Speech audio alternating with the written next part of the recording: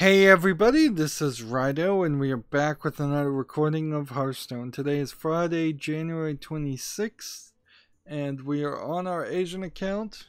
We still have a decent amount of things to talk about and things to do. I've got to watch and learn, which on the Asian account is going to be a nightmare.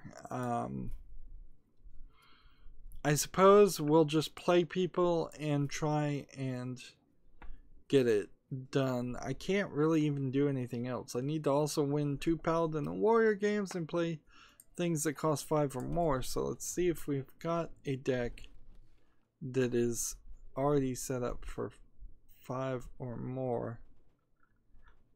I think I may, or maybe not. No, that certainly isn't 5 or more. Is there a Druid Helper deck? Because that has a tendency to be 5 or more. There you go. Custom Druid 2 is what we need. And so we'll do that. And then we'll just see if we can find a Paladin or Warrior deck that works well. Custom Druid 2. Play ranked. Might as well begin.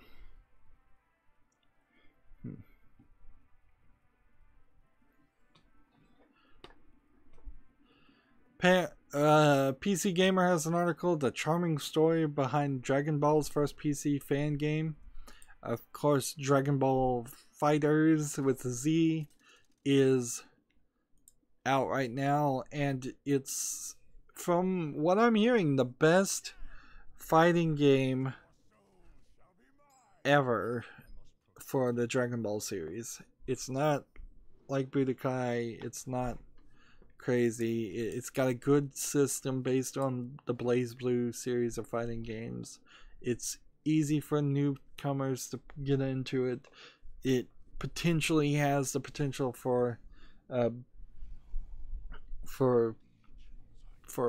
professional fighters to enjoy it too. And in contrast, I'm watching somebody playing a 1998 fan game of Dragon Ball.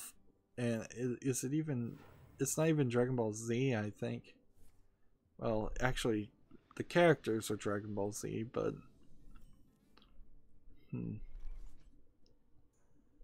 let's see. And it is definitely not a good product that we're looking at right now, that I'm looking at this original fan game. I mean, it's a decent effort, certainly for 1998. They've got the animation there. They've got a fast-moving engine. It seems like there's dots on the screen to specifically show the distance between the two characters as the screen becomes this split screen mess. The resolution is certainly going to be a problem. There's a 2-level play style, so you can play on the ground or you can play in the air, which confuses the issue. And then there's a health bar and an energy bar.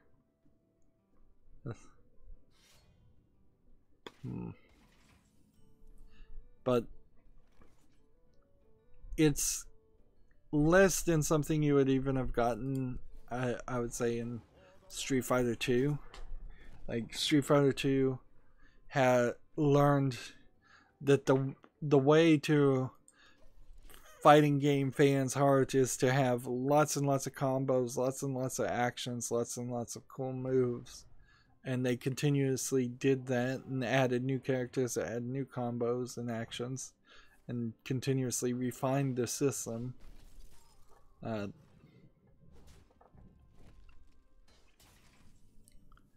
That way people would continue to put their quarters in the machine and you could get money out of them.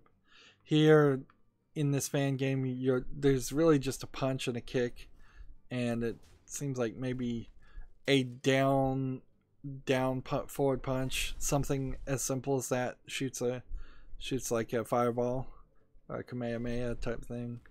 It doesn't seem like there's anything more complicated than that. Let's see. Well, we'll do that one. Yeah, if you were playing this fan game, you'd be bored in less than one fight. But it was programmed by like 2 people too, so fair enough.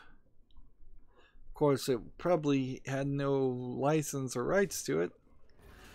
This is one of those nostalgic PC gamer articles that is only there to fill out and show advertisements because their website's full of advertisements. So there's no real news or retrospective that you can do there to talk about a fan game. Yeah, in a weird way, like a lot of video game news, there's no reason to ever go back and look, and that's weird for me to say it considering I specifically make a lot of retrospectives on old games.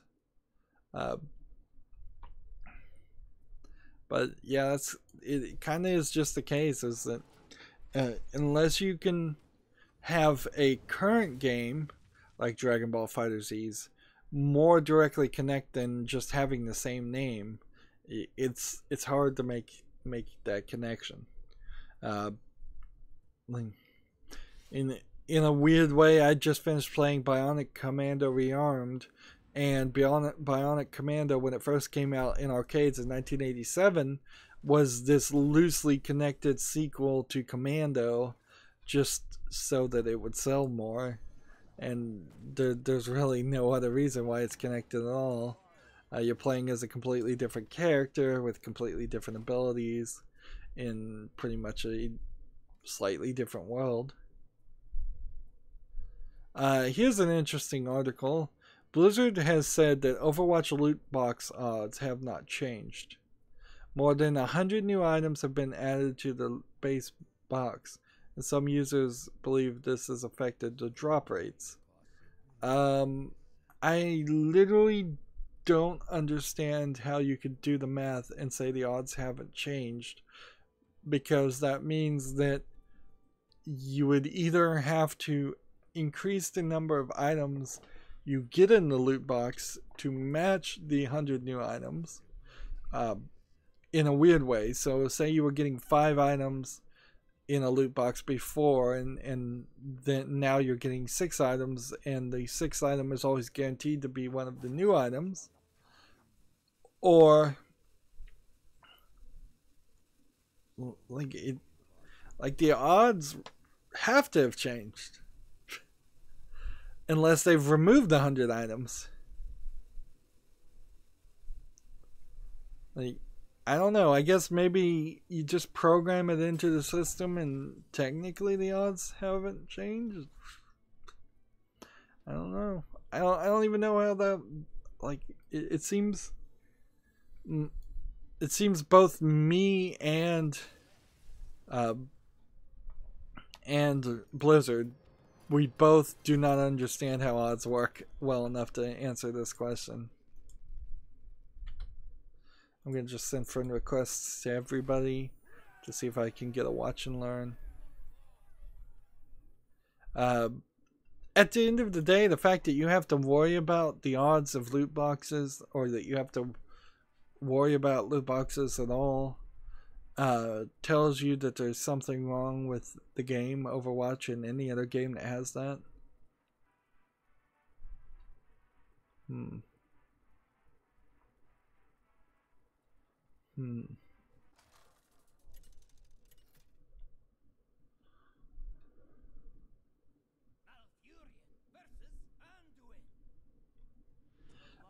One thing to take away from Blizzard saying the Overwatch loot box odds haven't changed is they're forced to reveal the loot box odds to the Chinese government and Chinese people.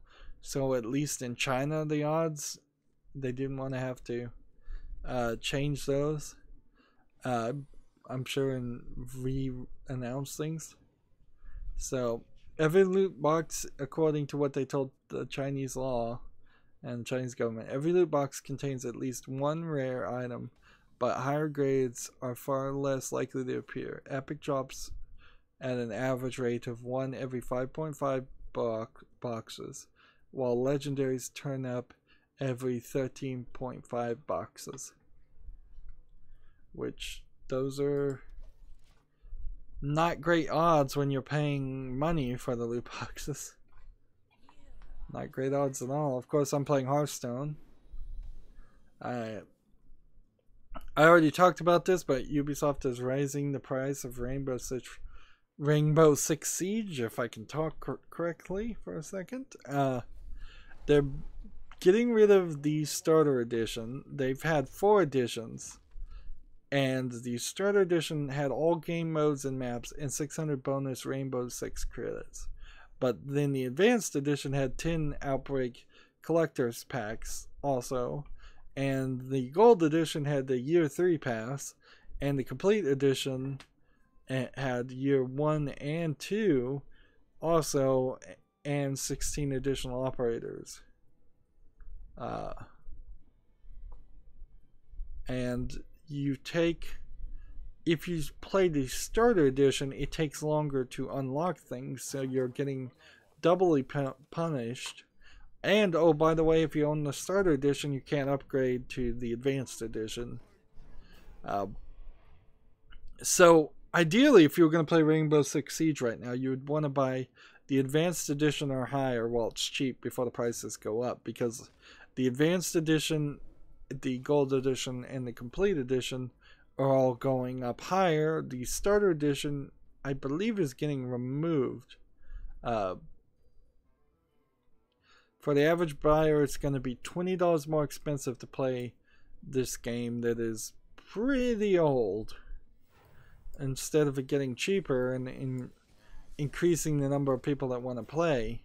It's getting more expensive, and it's going to dry up the player base, and it's not like the player base is going to appreciate that. So yeah, Star Edition will be $15. Advanced Edition will which is currently called the Standard Edition, will be $60 instead of $40. The Gold Edition will be $90 instead of $70, and the Complete Edition will be $130 instead of $90. Now, let's take all that with a grain of salt, because Rainbow Six Siege kind of sucks as a game in general. It just kind of does. It's a one-note concept of being a SWAT team or being terrorists, one or the other, and then the terrorists either set up a bomb or take hostages in a limited number of pretty small maps, and then the SWAT team has a limited amount of time to save the hostage or dismantle the bomb. And that's pretty much it. There's no story that I know of. There's tons of characters that you have to level up and have different abilities. A lot of that stuff would be interesting if there was a more interesting game around it, but the main gameplay function just doesn't look inviting at all. Apparently, Oculus has invented a new measurement of time. The Flick, as it's called, is an open source unit designed for frame and audio timing. So the frame tick, and it's supposed to represent 705 millionth of a second, roughly. So it's almost, I guess, being built around the concept that they're using such a high frame rate screen that they're measuring things in the actual frame rate of their actual hardware. I don't know why you would do that. It seems like audio could always be measured at hertz, and frames per second is still the exact same thing. I'm looking here at an equivalency. So one one hundredth of a frame per second is the 700. So like, what does that mean? It means just that they've, like, why not just do mega frames per second, kiloframes per second? Like, why create a new metric that doesn't even equivocate to anything?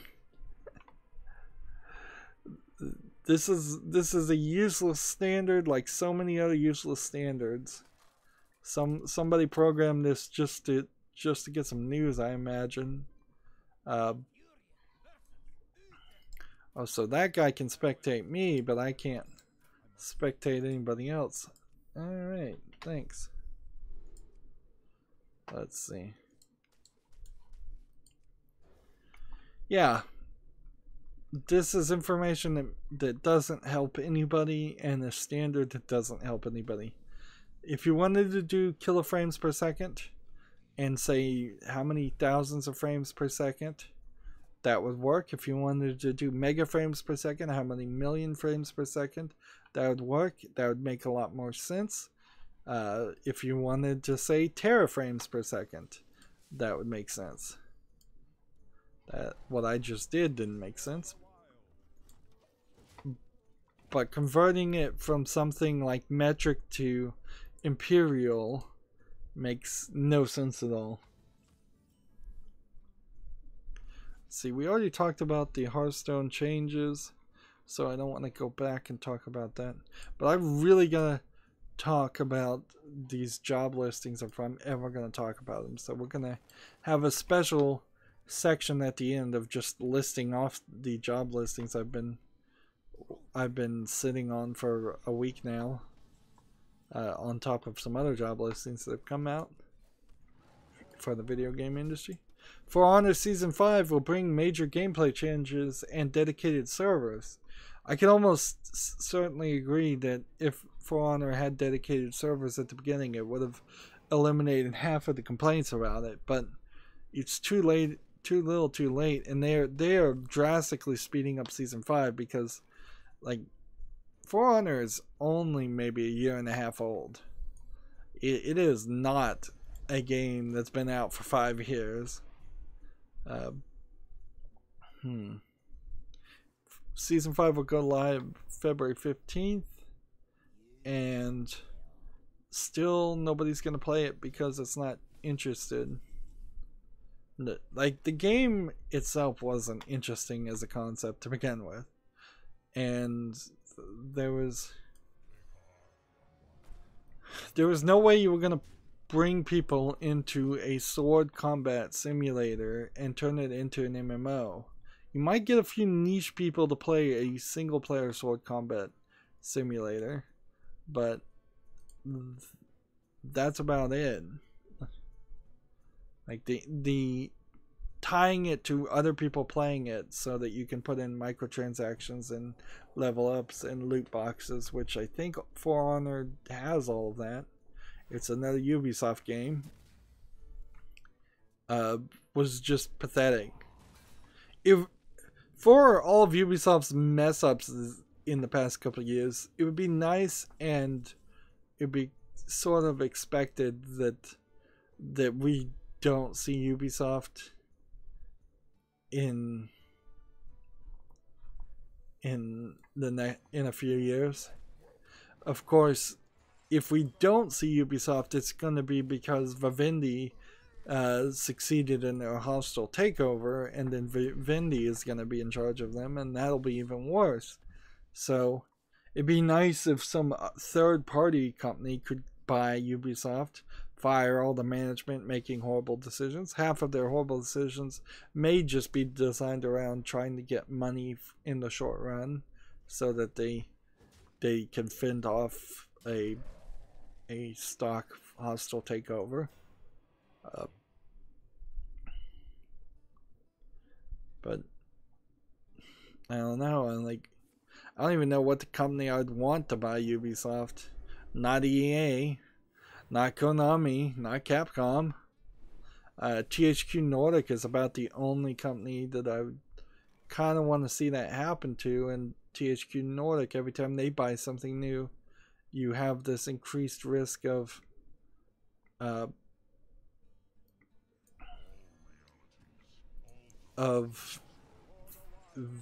THQ Nordic being as big as THQ and failing like THQ. A game called World's End Syndrome launches April 26th in Japan. It's an Arc System Works love adventure game. It's coming out for the PlayStation 4, the Switch, and the Vita in Japan on April 26th. So I would assume it's like a dating... Well, if they're saying it's an adventure game, it's probably not a visual novel. And then this is a Gematsu article, so all their articles are broken up into tiny little sections. So let me click some more to see if I can get some more information about it.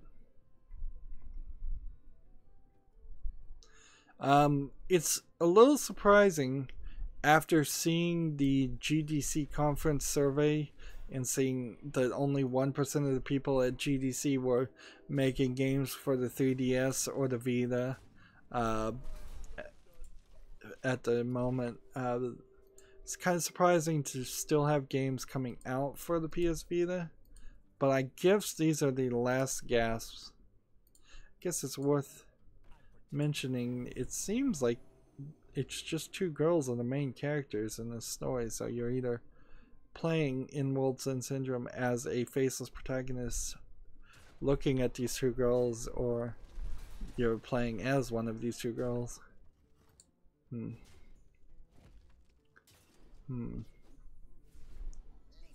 it does seem more like a visual novel than anything else to me. I'm not seeing any pictures of any kind of gameplay. But have we gotten to the point where even Japanese people don't want their games called visual novels for the stigma around them? Amnesia: The Dark Descent and The Machine for Pigs are currently free if you want to go to the Humble Store. I think I've already gotten them free from the Humble Store like last year. That game seems to go for free about once a year. That's not a terrible thing to get for free. I mean, for the most part, if you can get a game that is pay, that usually costs money for free, you're good. Put it in your Steam library, even if you never play it. The only thing I'd warn against is playing a bunch of free-to-play games or games that are always free, because those tend to be pretty low quality things. I guess also if you just literally don't play horror games ever, then you might not bother to do it. Eliminating Steam keys that are floating around is probably not a concern of consumers. Like, if there's tons of Steam keys floating around for games that nobody wants to buy, that's fine. That would just increase the stock and potentially lower the price for the people that did want to buy it. So it would be actually disadvantageous to your neighbors in society if you were to take Steam keys from the Humble Store for games you have no intention of playing. There we go. 20 minions have been...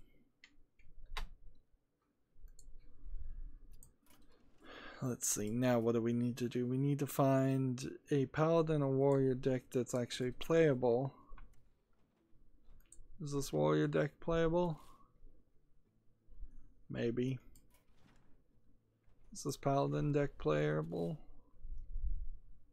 Maybe. Is this... Well, I've got this Murloc deck. Like, when in doubt, play Murlocs. Over and over again, I find Murlocs the easiest to play to get victories. Why? Because they're quick. And you can certainly have cards that will defeat them. That's true, but at the lower levels, at playing casual, people don't have strategies against Murlocs that much. Or they have strategies against them about half the time. And even at that rate, playing a quick game and losing is preferable versus playing a quiet game, a long game and losing. And whoever was watching me is gone, so I can't watch and learn him. Square Enix is considering a Secret of Mana remake for the Switch and the Seiken Densetsu collection being localized. That's SEIKEN space DN SETSU.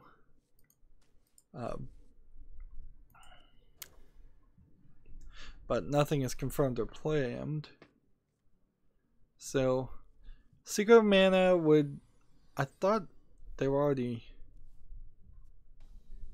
Yeah, they're already making a Secret of Mana remake for PlayStation 4, PS Vita, and PC via Steam on February 16th. So they're just considering bringing it to the Switch. So that's not that important of news.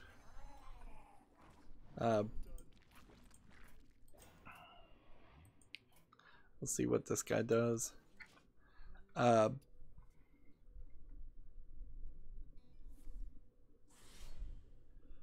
producer, so the other bit of news here is the producer, quote here in this paragraph, the producer also added that Square Enix has heard the demands for Western localizations of Seiken Densetsu Collection, a collection of the first 3 Seiken Densetsu games.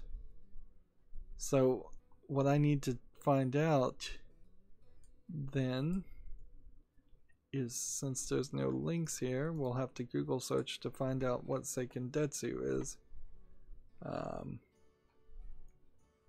Whether that's an interesting thing to be excited about, maybe, or not.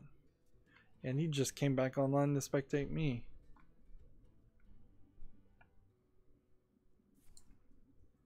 Alright, the Mana series is known in Japan as Seiken Densetsu, Legend of the Secret Sword. There's a medieval fantasy action role-playing game. So, what are the games in this order? So the games: Seiken Densetsu Final Fantasy Gaiden, or Final Fantasy Adventure for the Game Boy, then Secret of Mana for the Super NES, then Seiken Densetsu 3 for the Super Famicom never came over. So a collection of the two of the games that never came out to the West is slightly interesting. What else are in the series? Legend of Mana came out for the PlayStation in Japan and North America. Sword of Mana came out in for Game Boy Advance. So there's a whole collection here of games. Children of Mana came out in North America. Well, Sword of Mana did too. I'm having trouble reading this column. Friends of Mana only came out for Japan in it's a mobile phone game. Dawn of Mana came out for the PlayStation 2. Heroes of Mana came out for the Nintendo DS. Circle of Mana came out for iOS and Android. Rise of Mana, iOS, Android, PlayStation, Vita. I bet some of these games are not good, and we're better off not having them in our lives in the first place, but it seems like there's a decent enough. Adventures of Mana came out 2016 for iOS, Android, and PlayStation Vita. And the Secret of Mana remake, 3D remake from 2D, is coming out 2/15 according to Wikipedia, whereas the collection for the Japanese Switch, which just has the first 3 games, so one game they're thinking about localizing to English, the other game they're thinking about bringing to the Switch. even though it's already been localized for other consoles. In a weird way, this is a comment by a producer who has no authority to say anything, therefore he's literally said nothing. It's like, we're thinking about it. An action platformer called Castle of the Heart has been announced for the Switch. You travel through 20 levels to reach a dark ruler's castle. It will come out Q1 2018. Will it come out in the West, or is it only in Japan? Let's watch the trailer and see how much of this is. It kind of is a side-scrolling battler platformer. You know, there's not a lot there they showed, but it did strike me as Ghouls and Goblins-esque, sort of.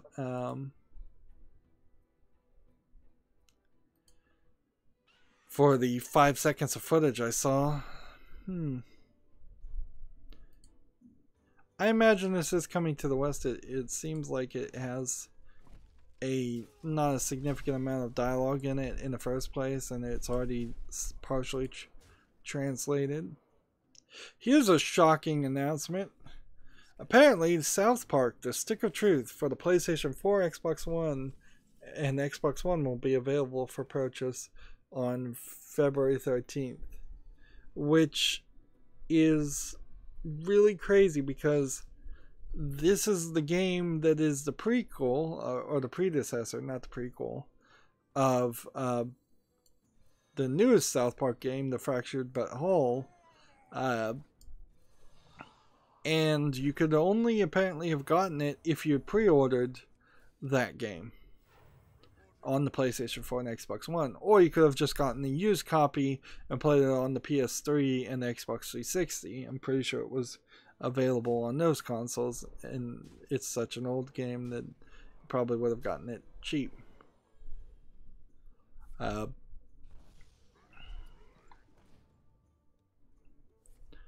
So I guess now if you want the complete collection of South Park games on February 13th, you can do that. I'm not sure anybody specifically wants that. Oh, I'm sure there's some people that want that, but I'm not sure I'm one of them. Again, I don't really have time in my life for RPGs, but if I was to question it,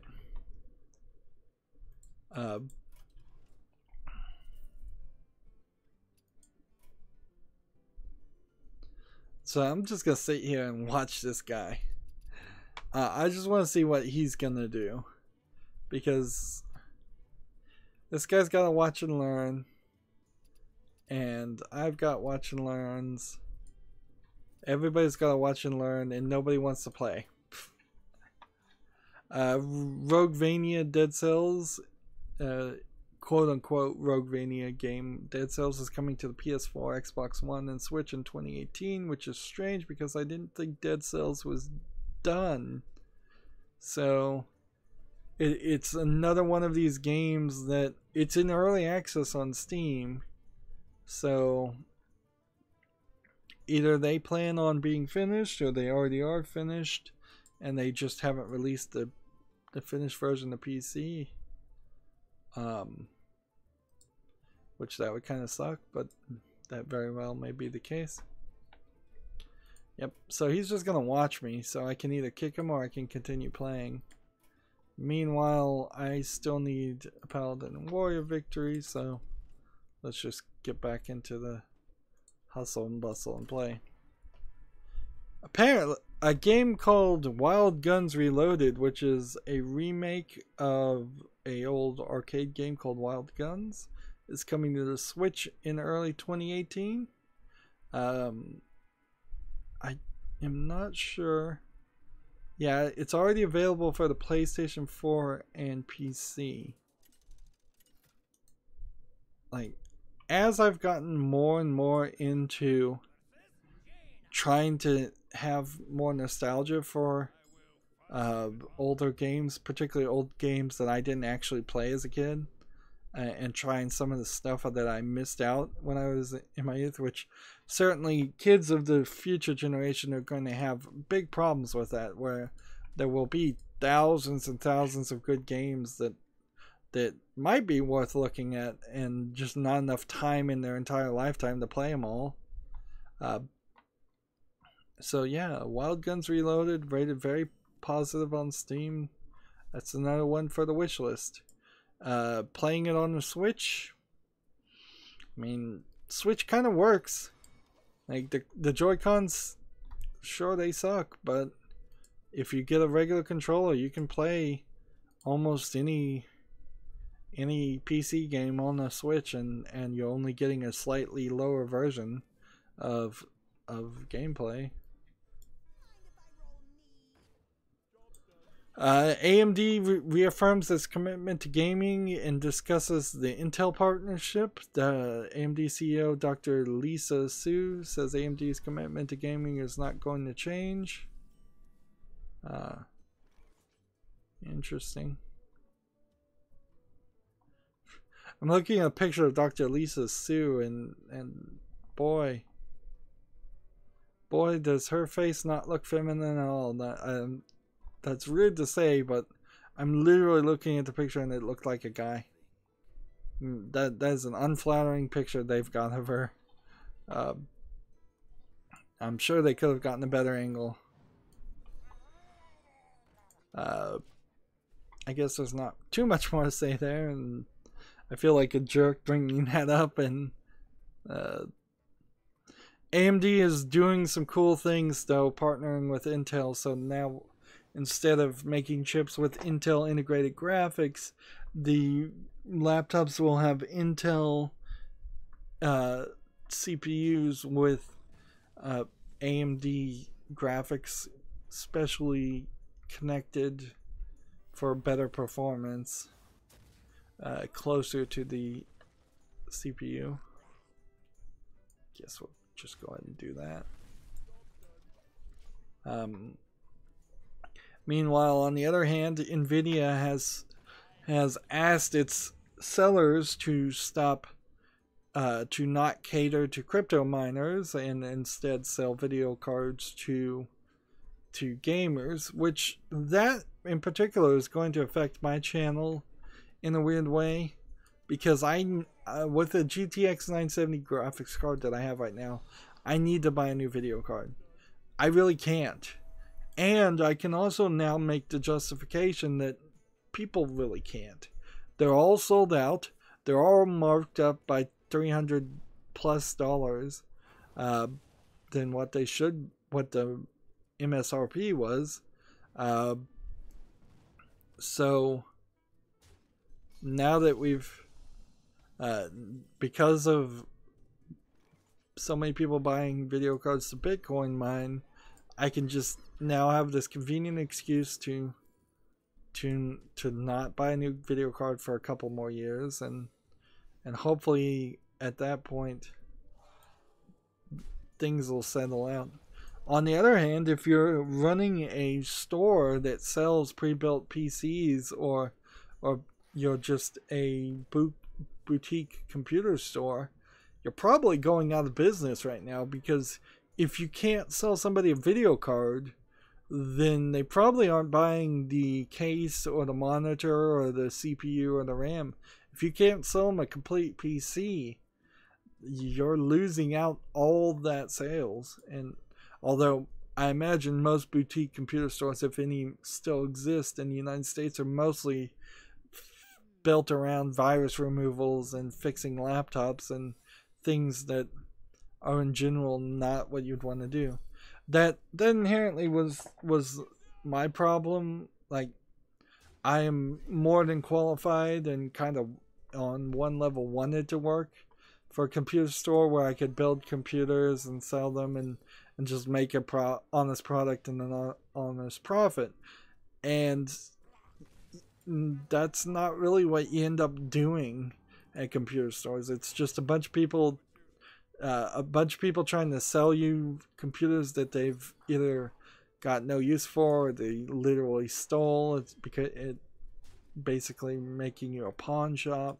It's a bunch of people that want virus removals done for free or very cheap. It's a bunch of people that want repairs done, and so if you just want to be an artist creating something from scratch and making great like PCs, whether it's an office PC or a gaming PC, there's very little demand for it. Any corporation is buying it, their computers in bulk, so you're not going to get major corporation contracts to build computers one at a time. Any corporation almost certainly also has somebody in that corporation that at least thinks they know how to build computers, and so the IT department will let them do that instead. So like, it's probably more of the type of stores you would open up a few weeks before like Black Friday, and you'd run through the Christmas season and sell off your inventory then, and then disappear and be kind of a fly-by-night operation, just because that's the only time during the year that many people are even going to want to buy PCs, is when they're buying them as gifts. And then it's not very common to buy PCs as gifts out of the box without some more feedback and special orders. Amazon, of course, and Newegg have done a great job of destroying local shops in all forms, but PC sales in particular are ones that suffer there.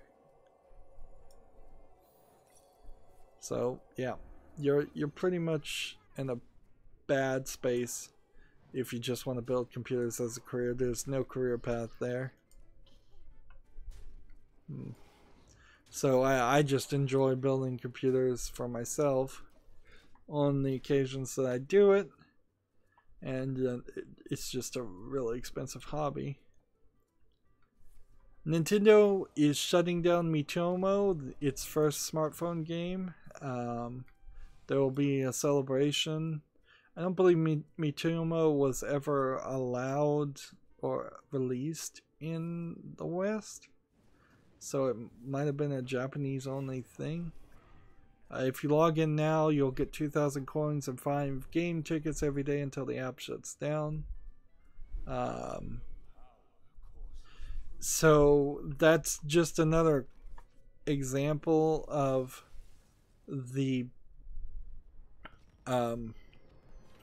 Miiverse being shut down. The Miiverse has already been shut down, so Miis are just done as far as Nintendo is concerned. And here you're gonna instantly see this spectator disappear. Like he's gonna stop watching as soon as he gets around to it.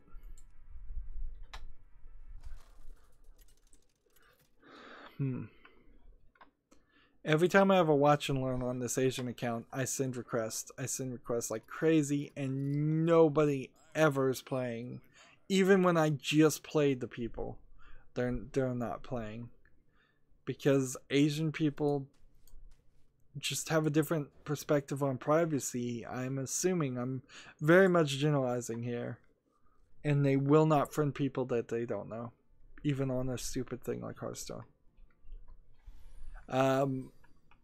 Alienware put out a teaser picture for E3 2018 and Cyberpunk 2077, and what's interesting about this to me is that it's much a different image than what we'd been seeing in the previous trailer for Cyberpunk. It's this purple-haired lady with a like barely covering her chest tank top, and then bare midriff except for a bullet belt, and then cargo jean shorts, and next to her is a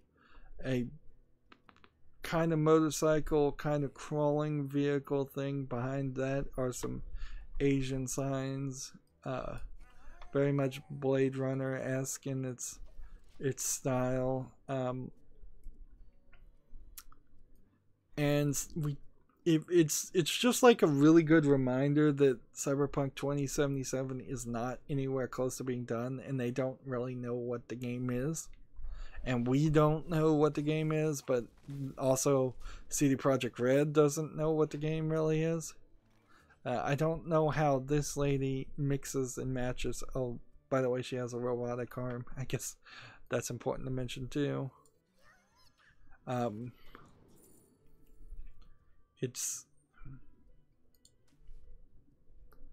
There's just I'm anxiously awaiting more information for Cyberpunk 2077, but also I am taking everything they say with a grain of salt, because that game is nowhere close to being done. Mark Dara, who works for BioWare, has confirmed they're working on a new Dragon Age game. I think we already talked about that. And let's see.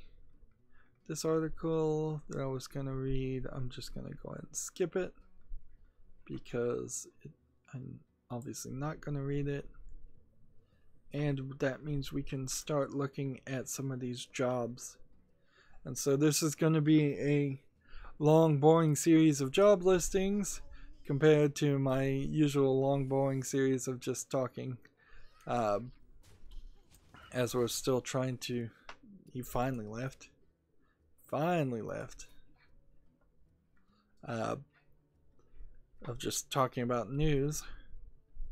I can tell at this rate we'll probably go into a post-game play and just play in silence. And then I want to get to Bionic Commando to reboot and see if I can actually start playing it today. Every time I say that, though, it's pretty much not the case. Like, it really isn't.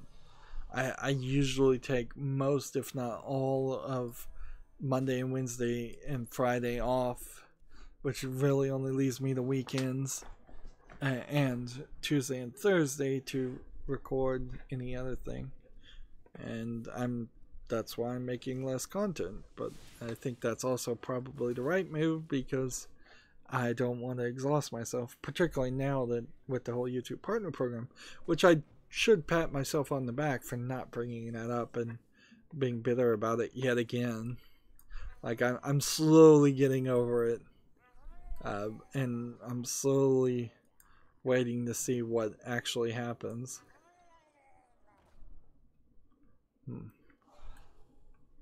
Just kill that guy for safety. So the first job we have is a gameplay and engine programmer for Shiny Shoe. Shiny Shoe is seeking a talented self-started gameplay and engine programmer to join our team. In this role, a programmer will be expected to design, create, maintain, and modify game features with a frequent collaboration of its team members from within all disciplines. Question here is, if I click on Shiny Shoe,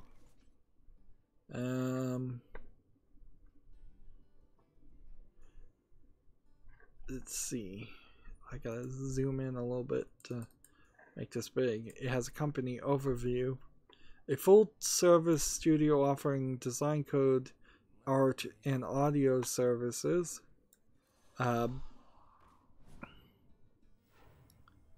To a range of A-list clients. So it feels like I haven't seen that, actually. I never thought that there might just be job recruiters that pretend like they're video game programming companies to then send you off as a temp worker or on contract work for another agency, which I guess that probably does work. Let's see. In fact, this is going to be airing some dirty laundry here in a second. Recruiting new talented with fresh insights and essential to Shiny Shoe's continued successes. Talented developers love working with our team because we balance challenging consulting work for clients like Double Fine, Stoic, and Warner Brothers with time spent creating our own original games. I don't think I've ever heard of Shiny Shoes, so let's see what games they've made. But we do now know that Double Fine and Warner Brothers have hired this company out before to do some level of work on their games.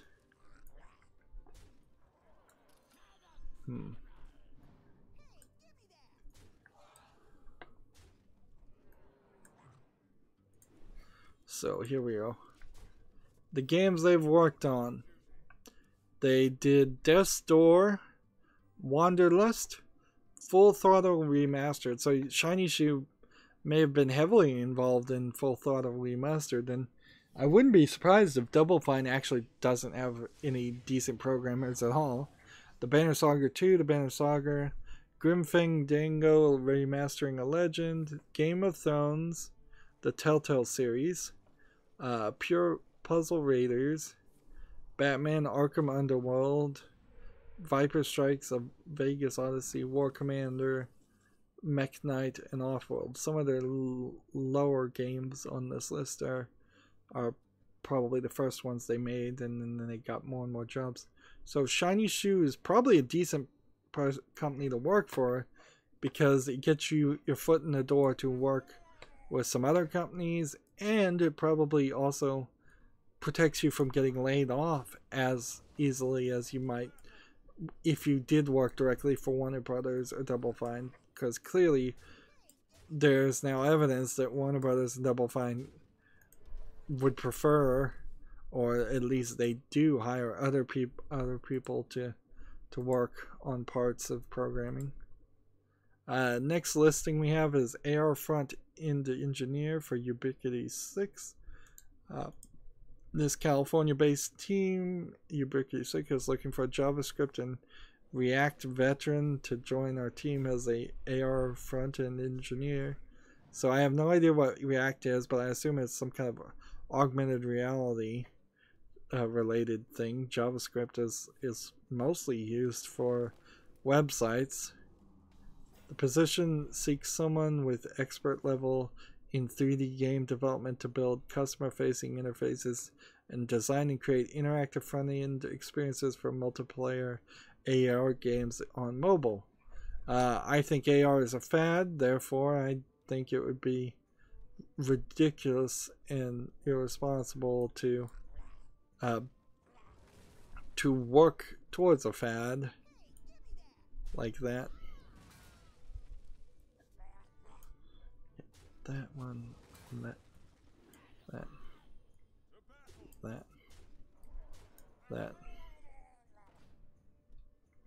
and that one I could have done too. There we go, good enough. Victory.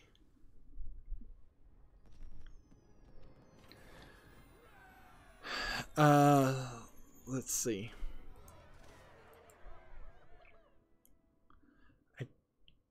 Do I need one more victory? Seriously? No, I just gotta watch and learn. Running a dungeon, doing battle in the town hall. Spectate time. Good. That'll give me something to do while I'm reading the rest of these stories. So, yeah, I'm gonna skip Ubiquity 6 if they're just making AR things. Qualcomm is looking for a game designer. I mean, everybody should know Qualcomm. They make the CPUs for cell phones more than anything. So Qualcomm's Advanced Content Group is seeking a game designer who will work directly with our development team, design leads and art leads to help create, write, and script new games levels as part of our cohesive, directed gameplay experience. Ideal candidates will have the excellent understanding of gameplay balance as well as a good sense of what makes items attractive and fun for players. Why is Qualcomm making video games? I have no idea, but that seems weird. Next we have a UI artist for Sanzaru Games. Sanzaru Games is looking to hire a UI artist with 2 or more years of industrial experience and a strong understanding of interface floor messaging, ease of use, color composition, and movement. Okay, before we go any further in this sentence, it's worth pointing out we have seen 3 other game listings up until this point, and this is the first one that has mentioned any actual number of years of experience required for anything in the little paragraphs that Gama Sutra is writing here, or letting these companies write. Ideally, this role requires an artist with working knowledge of Photoshop, Flash, Illustrator, Maya, Unreal, Unity, and will task that individual with creating and implementing fresh and easy to understand interfaces and beautiful visuals. Again, first job listing we've had that lists actual software knowledge that they want you to have.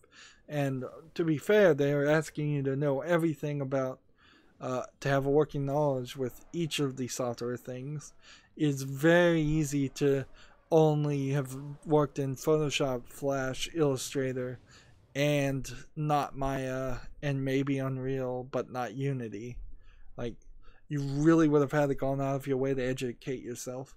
But those probably are the 5 things if you want to be a video game artist or an artist of any digital form.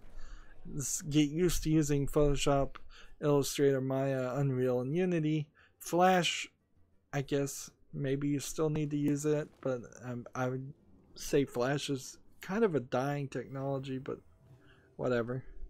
Learn it all. They're all relatively similar. And then Amangi, IMANGI Studios wants a community manager, and this is located in Raleigh, California. The Sanzara game was in Foster City, California. The Qualcomm game was San Diego, California. The Ubiquity game is in San Francisco, California. And Shiny Shoe is in San Francisco, too.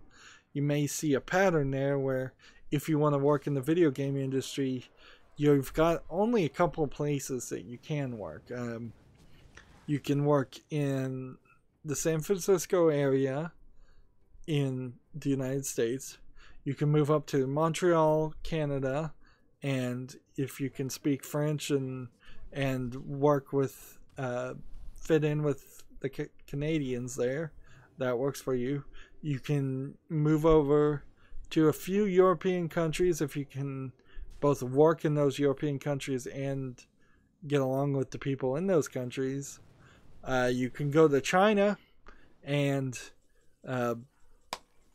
work for a few companies there. You can try to go to Japan, but I'm pretty much guarantee you that the Japanese people will never let you work for them at any high level. So yeah, if you're an English speaker, Montreal and San Francisco areas, all your choices. The community manager, the developer behind Temple Run, is looking for an enthusiastic, self-motivated community manager to contact its players with, connect its players with the development team behind both Temple Run and its sequel. The ideal candidate of the experience engaging online communities across a variety of platforms, from social spaces like Twitter and Facebook to video game focused media like Twitch. So a community manager job is kind of a YouTuber and a streamer job. Of all the jobs I've seen so far, this is probably the one that I'm most likely to apply to and most qualified for.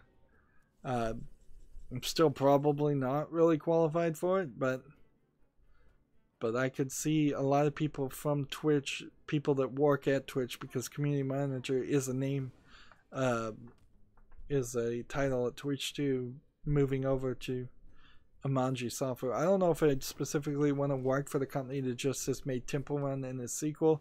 I would have worked for them right when Temple Run was brand new and get really popular, but it's been a couple of years since then and they really haven't done anything new. Let's see. Here we're looking at the company interview of Ubiquity 6. Is working with some of the hardest challenges and augmented thing. It was founded in 2017 by alums of Stanford, MetaMind, Facebook, Tesla, and Twitter. It was backed by first round capital, Gradient Ventures, A&E Networks, and Kleiner Perkins. So you're going to end up making A&E advertisements. Let's see, we can go to the website too.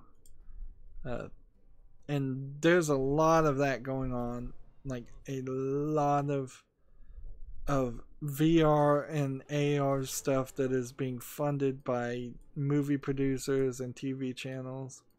Ubiquity Swix has nothing like on its website. It's just a 3D spheroid type thing, and it a jobs link, and that's it.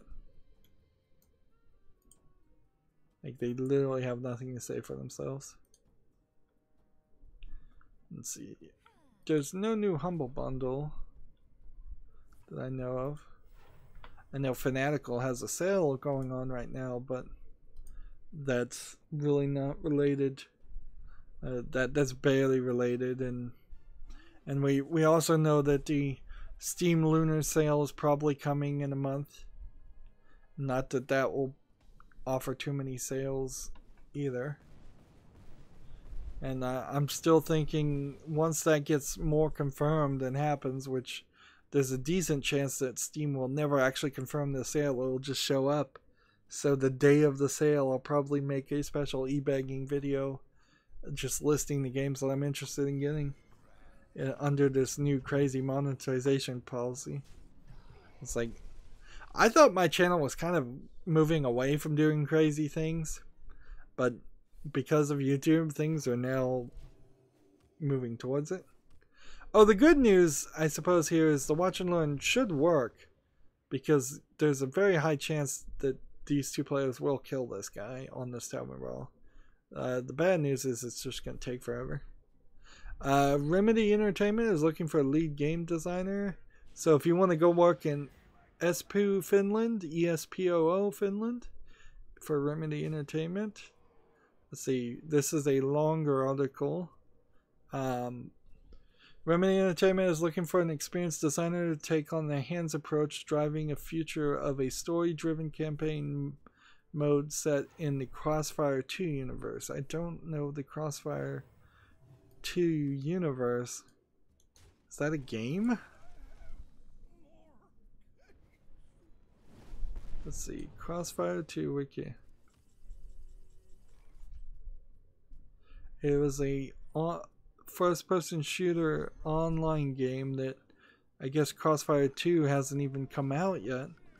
As lead game designer, it is your responsibility to establish and drive the execution of gameplay vision. So you're doing a first-person shooter of a series nobody's ever heard of, and it's a continuation of a series that I haven't heard of.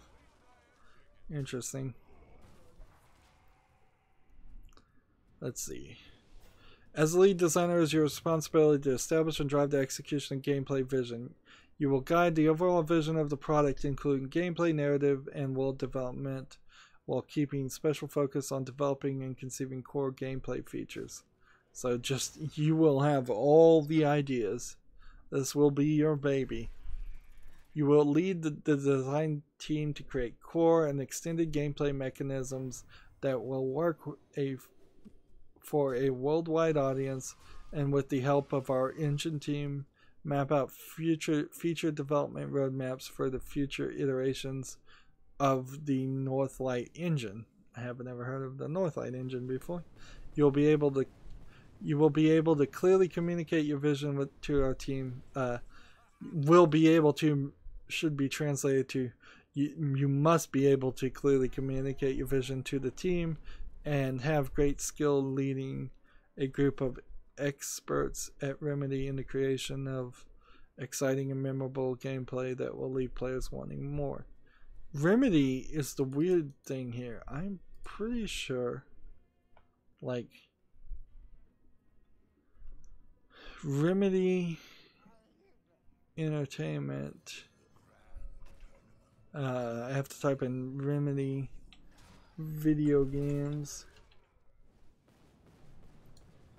Like, Remedy is Quantum Break, Alan Wake's games, Max Payne games. So instead of the Crossfire 2 series, so why isn't this just a continuation of the Max Payne series? Huh.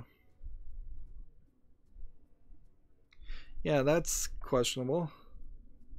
Qualifications now. Hard-boiled veteran. You have over 3 years of AAA experience in creative and designer leading role, and have proven a track record of delivering quality games of which you are proud. So it's kind of a sad statement on the video game industry that it only takes you 3 years to be a hard-boiled veteran. You need to be also a fearless leader. All of these are going to be stupid titles, aren't they? You know how to get the best from your team, how to encourage them to work efficiently, and when to push for quality. You're not afraid to make tough decisions that will improve the overall experience and keep the production on track. Honestly, if you're applying for a lead designer job like this, you should be so high that some of this should go without saying. All of this should be done seriously. Design visionary is the next thing. I think we're going to speed things up here. Clear communicator is the next thing. Passionate player is the next thing. And sharpshooter is the next thing. Responsibilities. Let's just kind of scan over this job. Now that I have my watch and learn, I can switch. Watch and learn done. Good. We only have the Americas account now to deal with.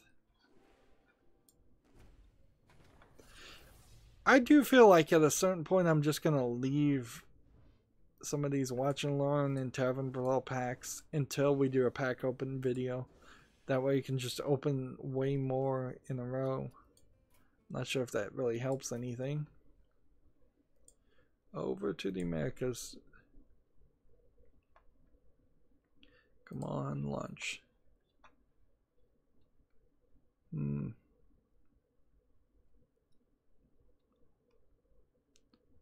Yeah, I'm not seeing anything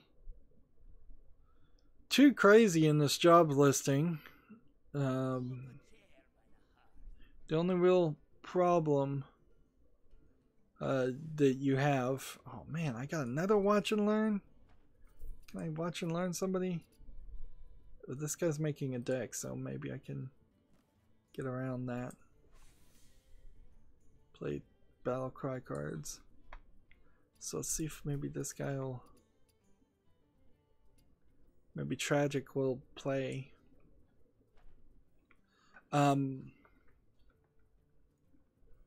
The only real problem with working for Remedy is you're working for a company that's got a bad track record of not succeeding.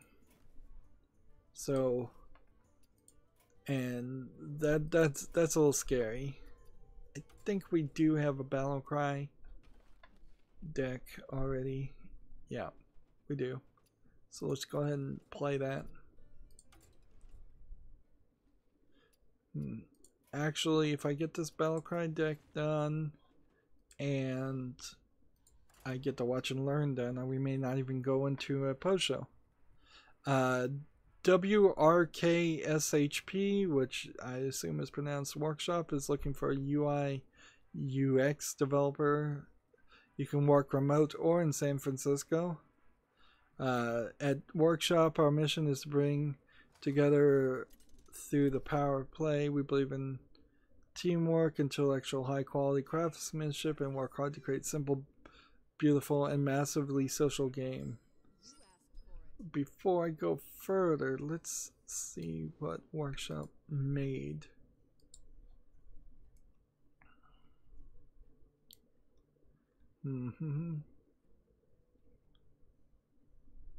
They make a bunch of App Store games like Battle Camp, apparently. That apparently that's all they've made.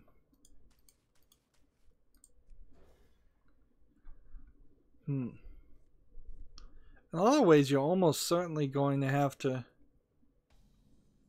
like, their website is awful because it's like saying the exact same thing that they've said 3 different places, and all they've got to, they're talking about their philosophy a lot, but they're certainly not talking about any success they've had. I've never heard of Battle Camp. I've heard of Battle Cry though. Those are the cards I'm supposed to be playing. So, like, do you have to break into the video game programming industry by making a cell phone game these days? Or is that a misnomer? Could you potentially waste years of your life working for a cell phone company to only then find that you're still not hireable by a video game company because you're looked down on? Honestly, if you get a job, take a job, but it might not be that helpful to your resume. Let's go ahead and adapt this one and get Wind Fury, and then attack here. Qualifications. There's nothing really here that is too crazy. There is some stuff that's, while not required, preferable. For instance, an associate's or bachelor's degree in arts from an accredited thing. So you're not required to have a degree, but it would be nice if you did. That's a little interesting. But whatever. A understanding and comfortability with Flash. See, that's what I'm talking about. Flash is kind of dying out. It's helpful if you thrive at a high-paced, performance-driven environment. That sounds like that's a warning of sorts. Like, if you work at this job, you're gonna be stressed out.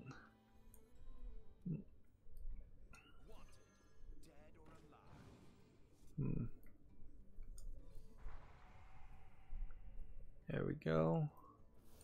Let's go ahead and kill that guy for protection. Also, it's helpful if you're a gamer. And then the responsibilities higher up says you will work in a highly collaborative environment on all product and visual design elements regarding your games. Well, I mean, if you're coming in at an entry-level job and you don't even, it doesn't even require you to have a degree, which it probably does anyways, like, working on a team is something you probably should expect. Whereas if you're coming in as the lead designer on something and you're expected to take control of an entire team, generally the responsibilities for higher level jobs are the exact opposite of what they want you to be able to do at lower level jobs. At one point they want you to be able to take orders, and at the other they want you to be able to give orders.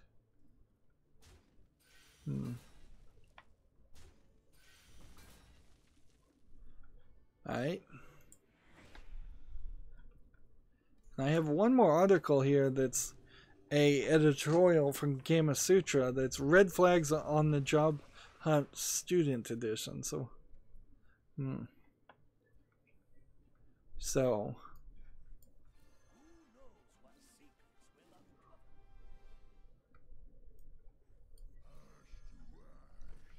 let's continue playing before I start talking. Kill that one. And kill that one. Number one red flag. Their job posting doesn't say what you'd actually be doing or contains a lot of jargon. So yeah, if you read a job application and you're not sure what your actual job day to day would be, if you can't even imagine what it would be, they're clearly hiding something, because that is the main thing that you're trying to, if you're listing a job listing, that's the thing you're trying to have transferred into the minds of potential applicants is, this is what you'll be doing. Are you willing to do this? Are you interested in doing this? If the job's so bad, they're trying to make you upset or run social experiments during the interview. What in the world? Well, clearly you should just leave immediately. But that sounds like an actual cult technique or something. Like, I know I've jokingly called some jobs cults because they're fluffy and ridiculous, talking about their tiki bars. As a favor to a friend, I applied to a receptionist job when I was young and wanted to have a better paying summer job. When I was mowing the lawn, I knew it wasn't a great place, but I was not ready for the manager owner to do everything he could to make me upset during the interview. When we were finally finished and after I had decided I definitely didn't need the money that bad, he congratulated me for passing all his tests and offered me the job. I turned it down after I got the whole story from my friend, who admitted that he liked to scream at staff whenever he was upset, which was often. So, wow. That's crazy. That seems like not something that you would run into a lot. It's nothing I've ever heard about where somebody is literally testing you out to see if you'll take like verbal abuse. And if they were going to test you out in that way, I think there's definitely different ways you could do that. You could say we are a really passionate, our boss is really passionate, and sometimes we get a little loud, and you can hint at that, but like, that's it. That being said, I have worked with bosses that have yelled and been abusive and mean, but I've never had one recognize that that's what they're doing to the point where they're integrating it into your job. The last sentence in this chapter is very true. These are toxic people and you need to get the hell away from them. Absolutely. Game development is hard and stressful. Any job is usually hard and stressful. Maybe there's a few out there that aren't. There are jobs out there that are easy yet stressful, and often that becomes the excuse where it's like, well, this job is easy. You're not breaking your back working on a railroad or something, or at a factory.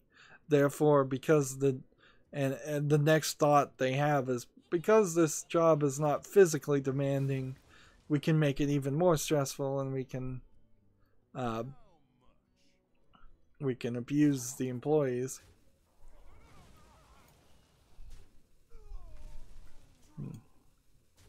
Let's just keep playing control here.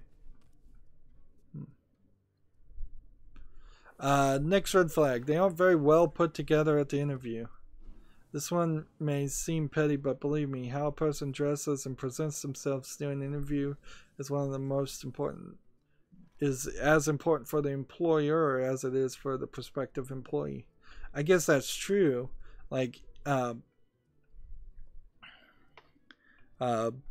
if they are dressed down and they look poor, and I imagine, since in the interview this is the only day you would have ever seen them, you can't even take any excuses. So if they say, oh, I just had a car accident, I just had an emergency happen, Usually, sorry for my appearance, even at the beginning, it's not really going to cut it. I would also say if they are disorganized they don't know what really to ask you, they don't have this program. The job interview should be until the end when they ask if you have any questions. It should be 100% run by the interviewer. So if the interviewer doesn't have a plan, hasn't thought things through, then there's something wrong there, and that potentially means that I guess I'm gonna add friends here this time too, just so I can get stupid watch and learn. This guy is still making a deck. They're both making decks. Michigan and Tragic both making decks. Quit making decks and start playing, people. That's probably just Hearthstone being buggy. Next red flag, they can't answer the question, what does a typical day in this job look like?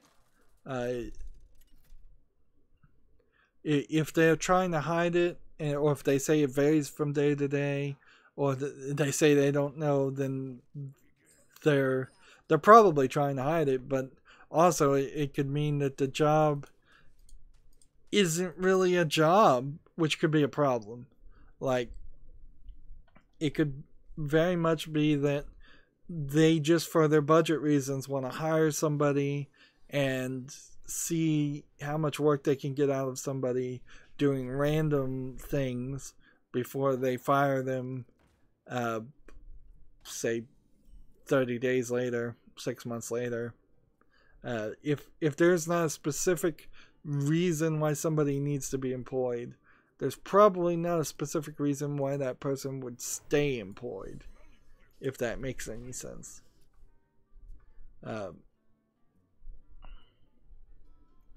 Number 5, no one you will work with or for is at the in-person interview.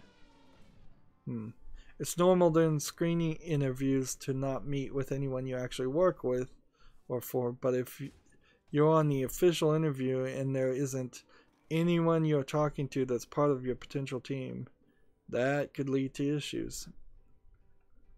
You know, coming back to think about it, that probably was a red flag at one of the bad jobs I had. Certainly, as I did not talk to or deal with the people.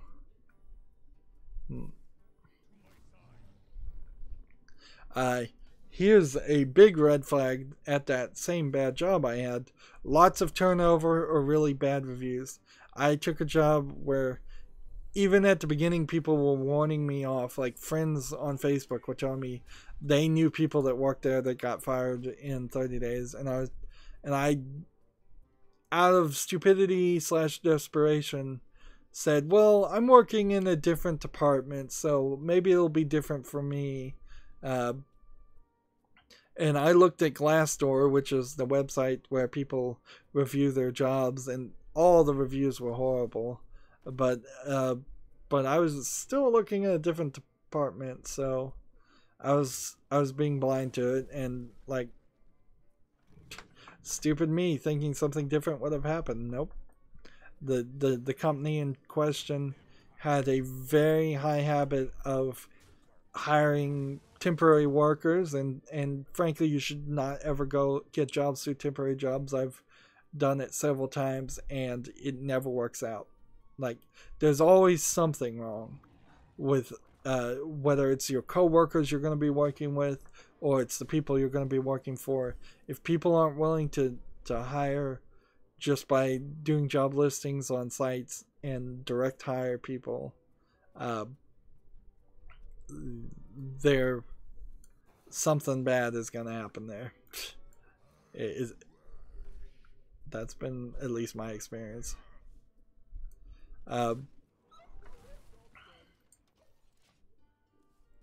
So yeah, look at Glassdoor before you even go to an interview, and don't be afraid to not even show up at an interview, and don't be pressured. Like, there's a real amount of pressure when you're looking for a job, and if you can do your best to not allow people to use that against you, that would be that's a good move.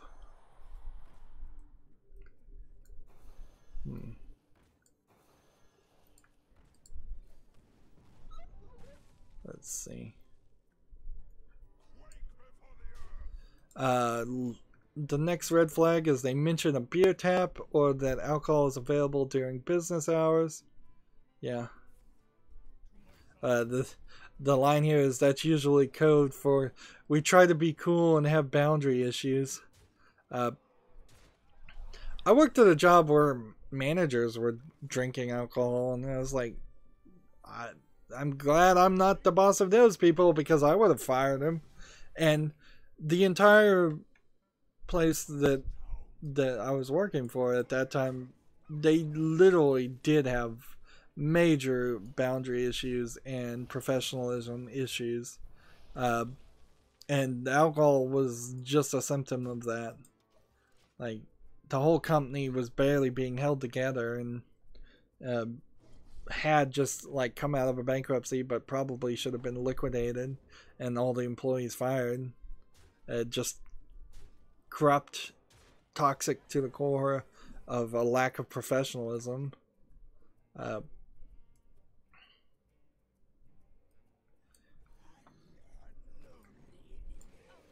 Continue playing here.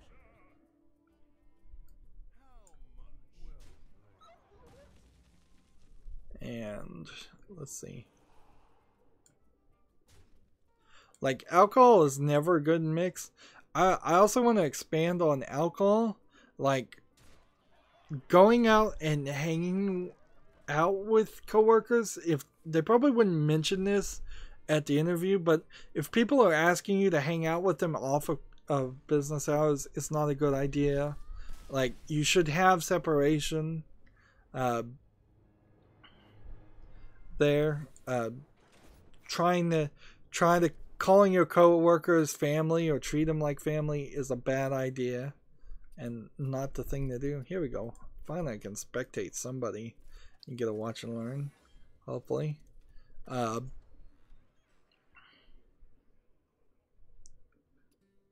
So, like, while it wouldn't be unheard of or unnormal to have a single employee talk about getting drinking alcohol after work, or when it gets down to the point where every week all the employees are talking about it, and you start to feel like you're working with a group of functioning alcoholics, that's probably not good, because they're going to show up late. They're gonna eventually get worse at their job unless they're just so terrible. Companies trying to be cool, as it's being said in this article, are not places.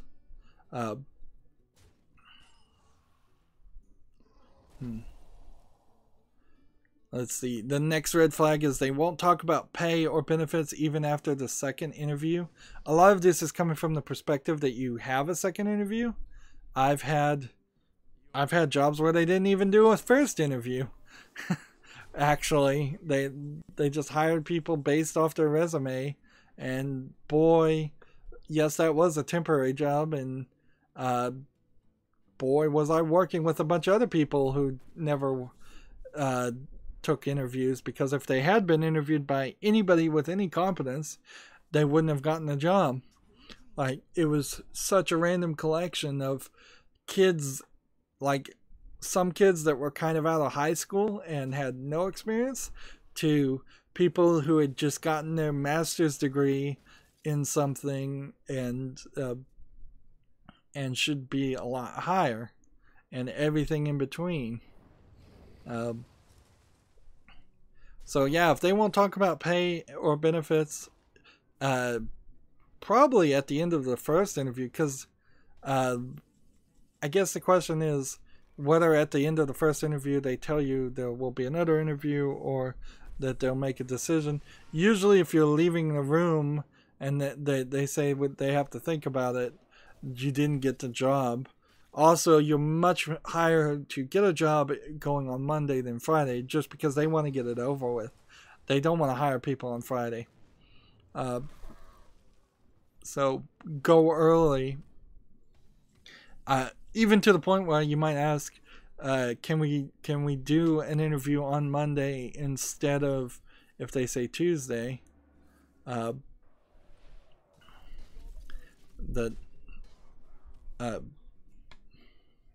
But and if they're acting shocked that you bring up money, well then that's a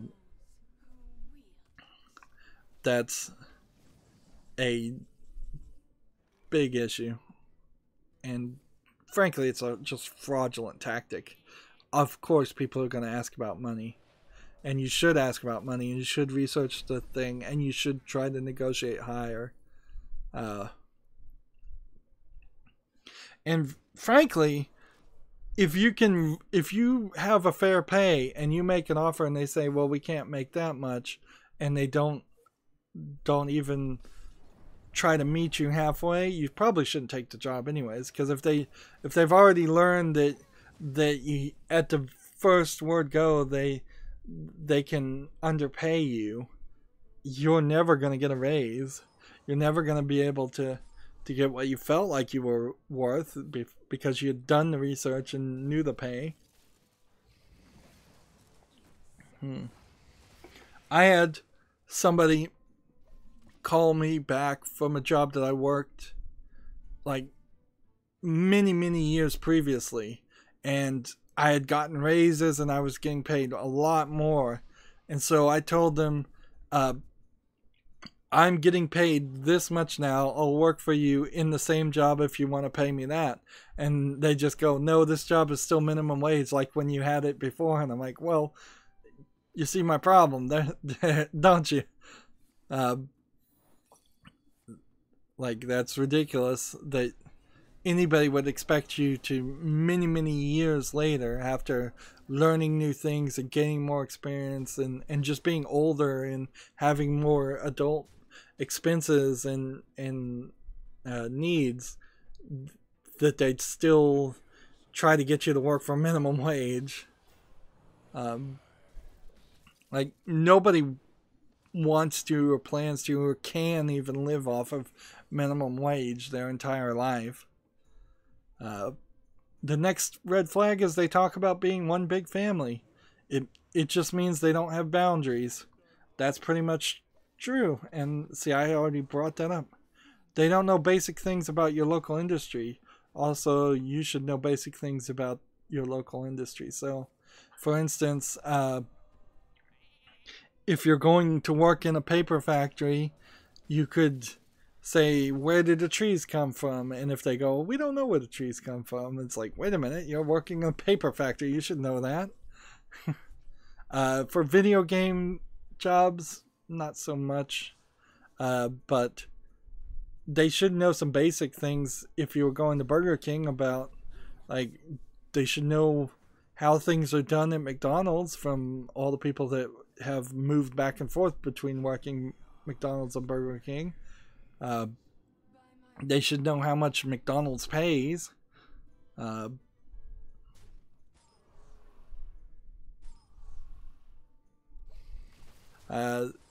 They even say this is probably less of an issue if an insurance company has hired you to make a web game, but let's say you're at a Canadian studio and you don't know what the Carefac minimum fee schedule is. They didn't know that another studio in the city won the IGF award for a game that looks like the one they're working on. So yeah, if the company is just ignorant. Next red flag is they bash other companies. For some reason, this happens a lot with groups who fall into 0.9, but not always. 0.9 is they talk about being one big family. Like, inherently, if you're putting down others, it's because you have nothing good to say about your own company. I think that's really what it just comes down to. You can make a slick pitch on your company unless your company is garbage. You can make it sound good without bashing other companies. And frankly, in business, it doesn't really help to bash any other company, particularly in the job interview. Like it doesn't solve anything. It's you'll probably end up working with the other company at some point. Number 12, they won't show you around the studio office. If a company is really serious, that you'll make sure to check the place out and talk to the team to make sure you're a good fit. It's a good time to find out if there's a pinball machine next to your working area and decide if you can handle that. You should also be able to ask to check out where you might be working, and most places will be proud to show you around. Them not offering you to show around is not a problem. It is, however, if they say you're a top candidate and they won't show you around when asked. That's what you need to watch for. NDAs exist for a reason, so there's really no reasonable excuse why you can't have a tour of the working space before you get in the office. You know what? I think this is a great idea that I would have never occurred to me. It's like, can I look around the office? Can you give me a tour? Number 13 is they give you the creeps or a weird vibe you can't place. Yeah, if it feels odd, leave. Like, that's certainly the case too. I would also say, and maybe I'm wrong on this, but I would also say you should ask about the people you're going to be working with. Ask the hiring manager, who often will be the boss of you and the people you're going to be working with.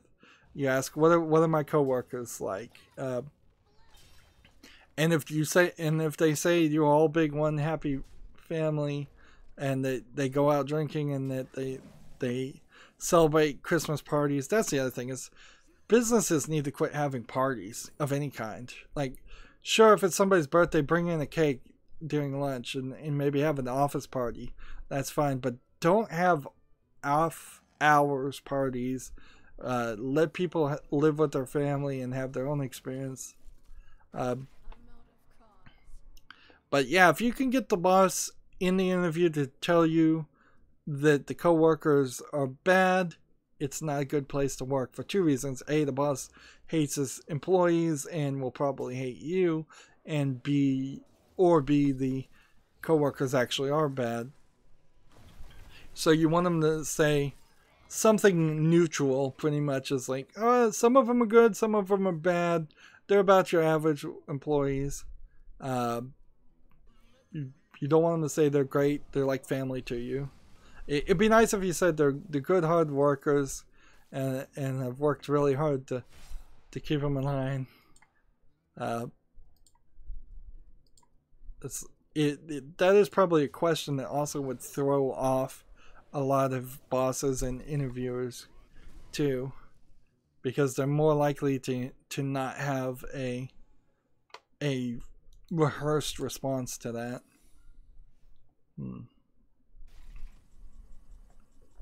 Let's see.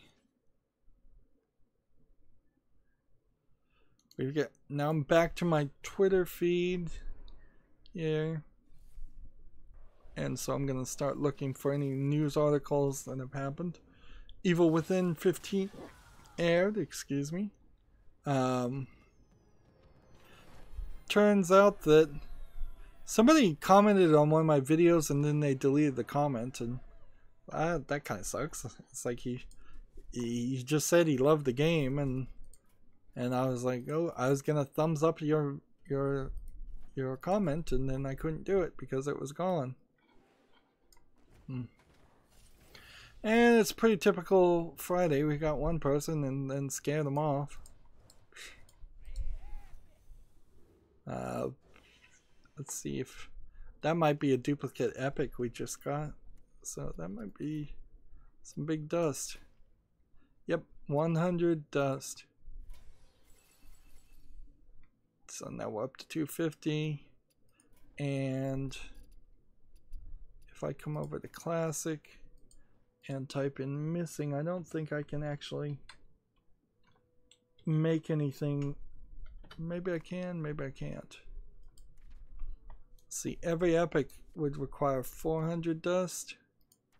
So unless I was missing something else, like, I guess I could look at all the cards that I'm missing.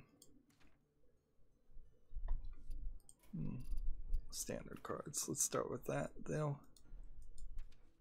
because we've got some rares we could probably craft. Just start creating that with 100. And that was the one. That was the one 100 dust I could afford. What? Maybe not.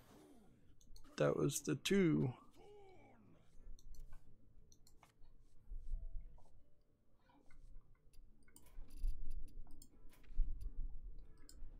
And if I look at all, I seriously doubt I have anything. I don't think I have any uncommon cards that are missing at all in this collection. So we're actually getting to that point. Maybe 3 or 4 years from now, I'll just have a complete collection of Hearthstone cards. And then I'll really have no excuse for not getting higher up in the rank.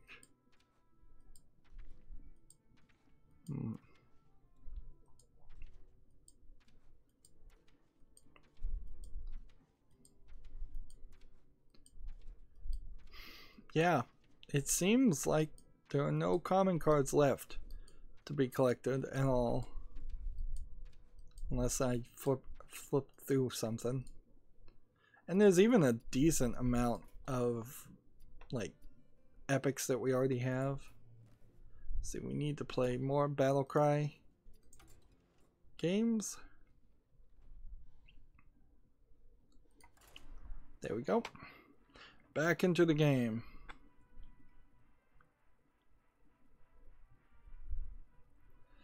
Microsender now says, if you buy a CPU, motherboard, RAM, and PSU from them too, you will get the video card for the MSRP.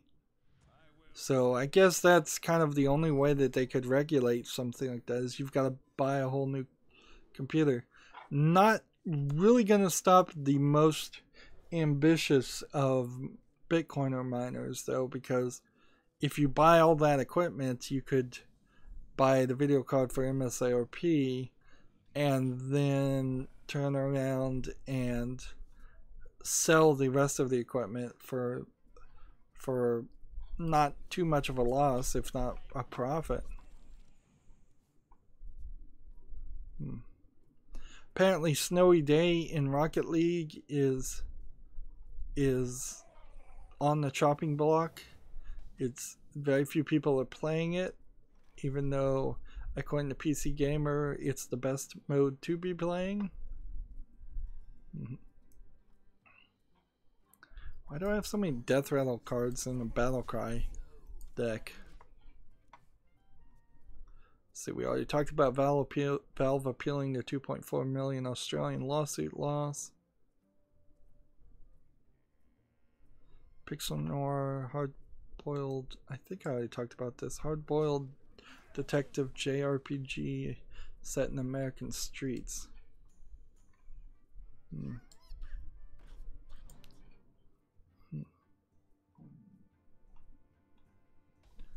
No, I think this is a different game. Well, it doesn't look that interesting, though. It looks like just a PC Gamer advertisement. People are using AI to put Witcher characters' faces into porn. Real porn. Interesting.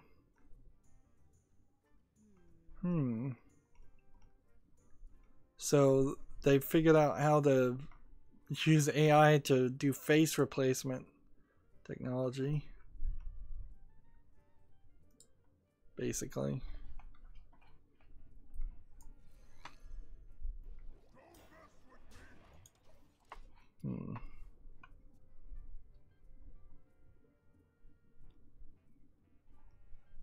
Gamasutra has an article called Designing Engare, E-N-G-A-R-E, a game born of charming geometric puzzles. Let's read that. This is more of an article about the game in a blog, probably by the creator of the game. Yeah, it doesn't look that interesting actually. It looks more kind of like a spiroscope more than anything, just making patterns for no real reason.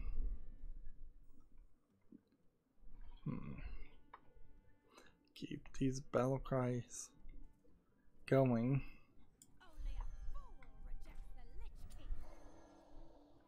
Let's see. Deal 3 random damage. If I do this and then this,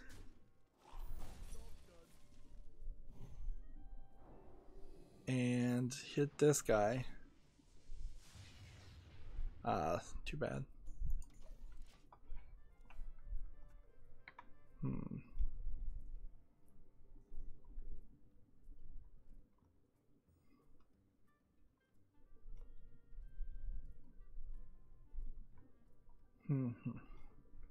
I should look on my phone because there was actually a large number of articles specifically on my cell phone that weren't articles that translated to anything else. Like, here's a story. Apparently China is for the most part banning hip-hop completely.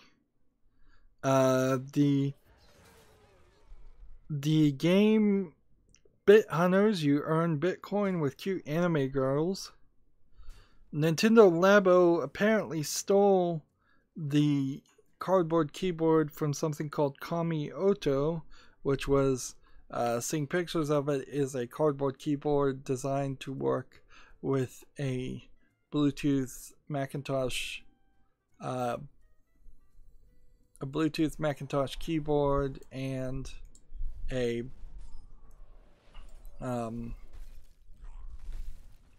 what am I trying to say? Macintosh keyboard and an iPad. So the idea.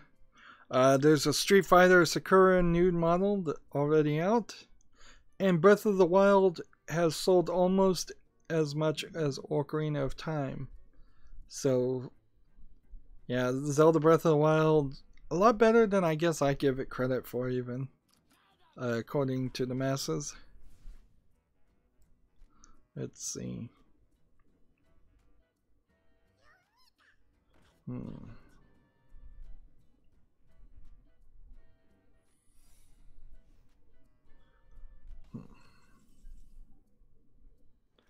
Nothing there.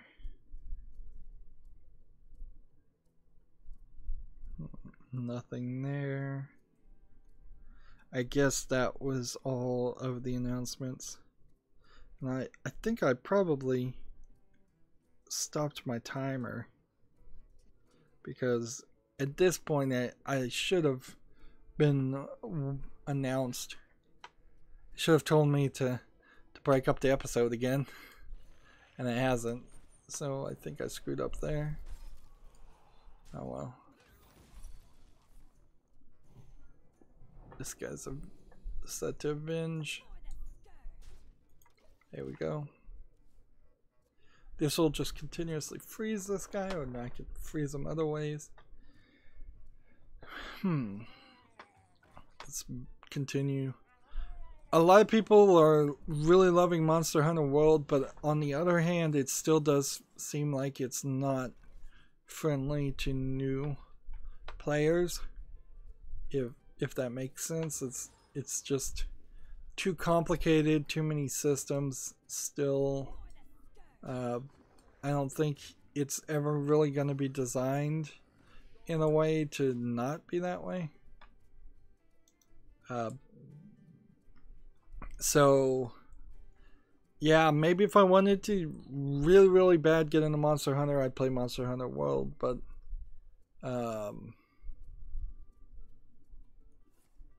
for right now, I'm willing to write it off as much as I'm willing to write off all the previous Monster Hunter games.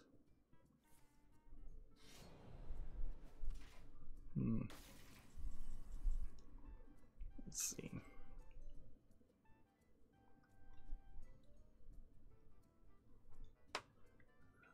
spell damage. Battle cry. Play these battle cries. Hit this one. Hit that one. Kill that one. Hit that one. And hit that one. Apparently Child's Play Charity is 15 years old. And they have a pin to celebrate that. I don't know why people are into pins, but some people are. It's almost like Girl Scouts, Boy Scouts type stuff. It's like who wears pins on a daily basis? I guess maybe some people do. They announced a 512 gigabyte micro SD card finally instead of the 400 gigabytes that they've been selling. But I still don't feel like enough of those things are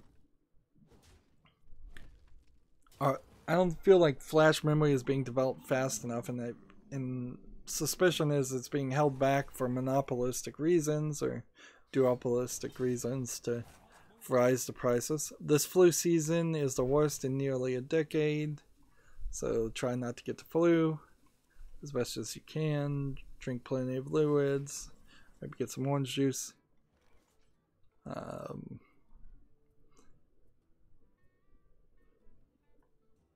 Let's see. The Video Game Museum has an official 1997 Star Fox 64 promotional hanging R-Wing display.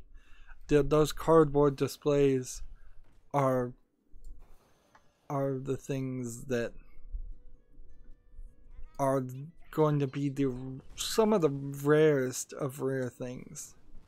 Like, because it was just cardboard, Nintendo made a bunch of them, and they would just fall apart and break.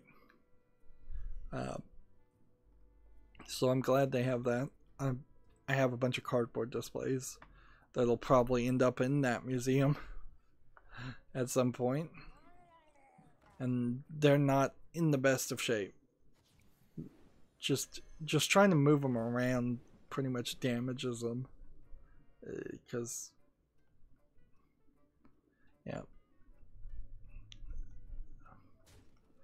they're so weak, you know. It's the cheapest of cheap cardboard. It's a wet paper towel effect, basically, of a display. But it is also interesting things you'd want on display. They're designed to catch people's attention. Alright, so in the game Vulpin, you play a sword-wielding fox. Let's watch this trailer and see if this is actually something that will interest me. It has a like low polygon count 3D environmental area, artistic style.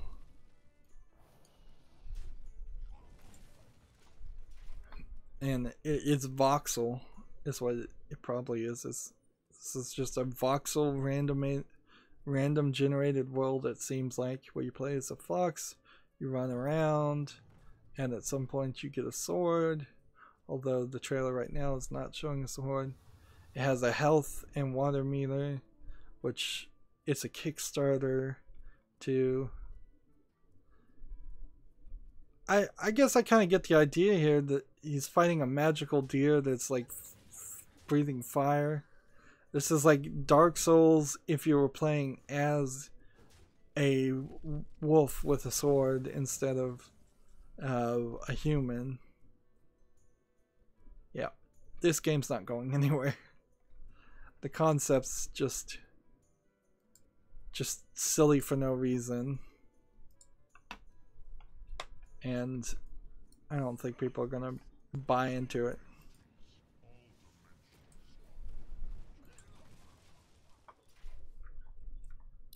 There we go. And so I'm officially now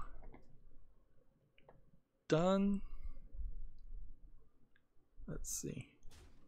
My 2 videos on Twitch are still there for the moment. And one has gotten 3 views and one has gotten 2 views, and I suspect all of those views are from me. See notifications. You've completed 3 achievements. Those achievements are what you have to do to get partnered. I'm really not interested in just immediately trying to get partnered. You can get Headlander, which is a game I recently covered, for free if you have Twitch Prime. So if you're willing to do that, you can. There we go. But yeah, nothing else on Twitch right now. I'm also keeping my eye on DTube to see if that actually is going to be the next YouTube. I would like to get in on the ground floor of something that's the next YouTube, but almost certainly it's not DTube. The way that system works doesn't make sense. Once people start flooding it with Let's Plays, it's going to fall apart and videos are not going to be viewable. Or the blockchain on the videos is going to be billions of times longer than whatever the blockchain on Bitcoin is. I still have a decent number of Battlecry things, so if I get a quick disconnect or win or anything, just as soon as this game is done, even if I get disconnected from the service, this is going to be the end of the talking portion. Because yeah, there's nothing more to say. I'll take the weekend to play some Bionic Commando, and then after I play Bionic Commando, I guess I'll go back to Resident Evil 5. I need to uninstall some things at some point. I also need to schedule things. It might make sense to make sure everything is monetized and scheduled before they officially last day kick me out of the YouTube partner program.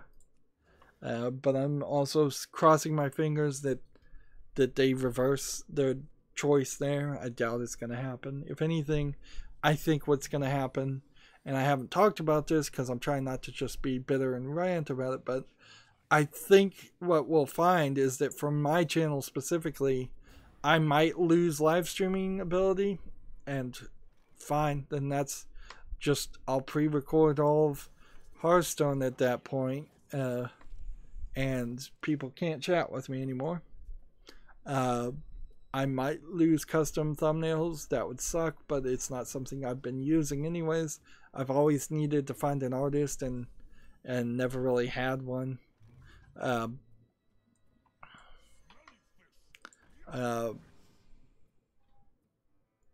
Might lose the ability to upload over 15-minute videos. That's a big problem, because then I mean I have the capability to split videos into exactly 15-minute segments, and we could just very briefly, very quickly flood my channel with twice as much content, turning 30-minute videos into 15-minute videos.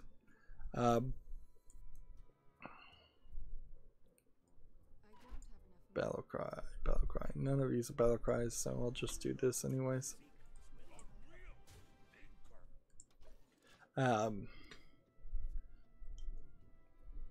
See, that's the next thing, is that as soon as YouTube is done moving the goalpost for the second time, they're just going to move the goalpost for a lot of the other features, and it still very much could cripple and totally ruin my channel.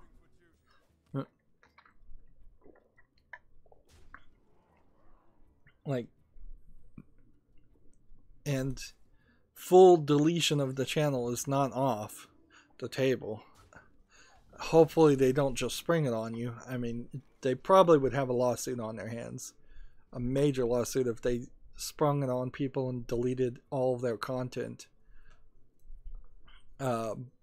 Even without giving 30 days notice. But if they give me 30 days notice that they're going to delete all of my channel, and all I can do is upload it to Twitch in a way where Twitch will still delete the videos after 30 days, I mean, what do you do then? I'd have to have multiple Twitch channels, try to copy videos back and forth, and that probably wouldn't work. Worst case scenario is I didn't have to buy hard drives on top of hard drives on top of hard drives just to maintain what I've already created.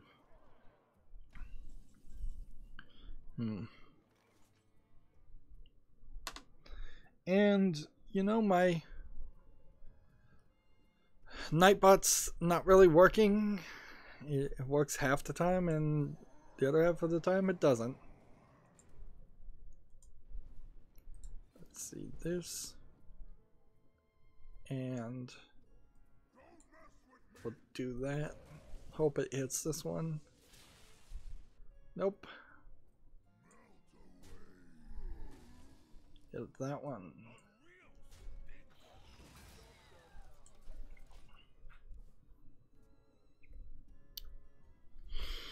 Another laid back Friday.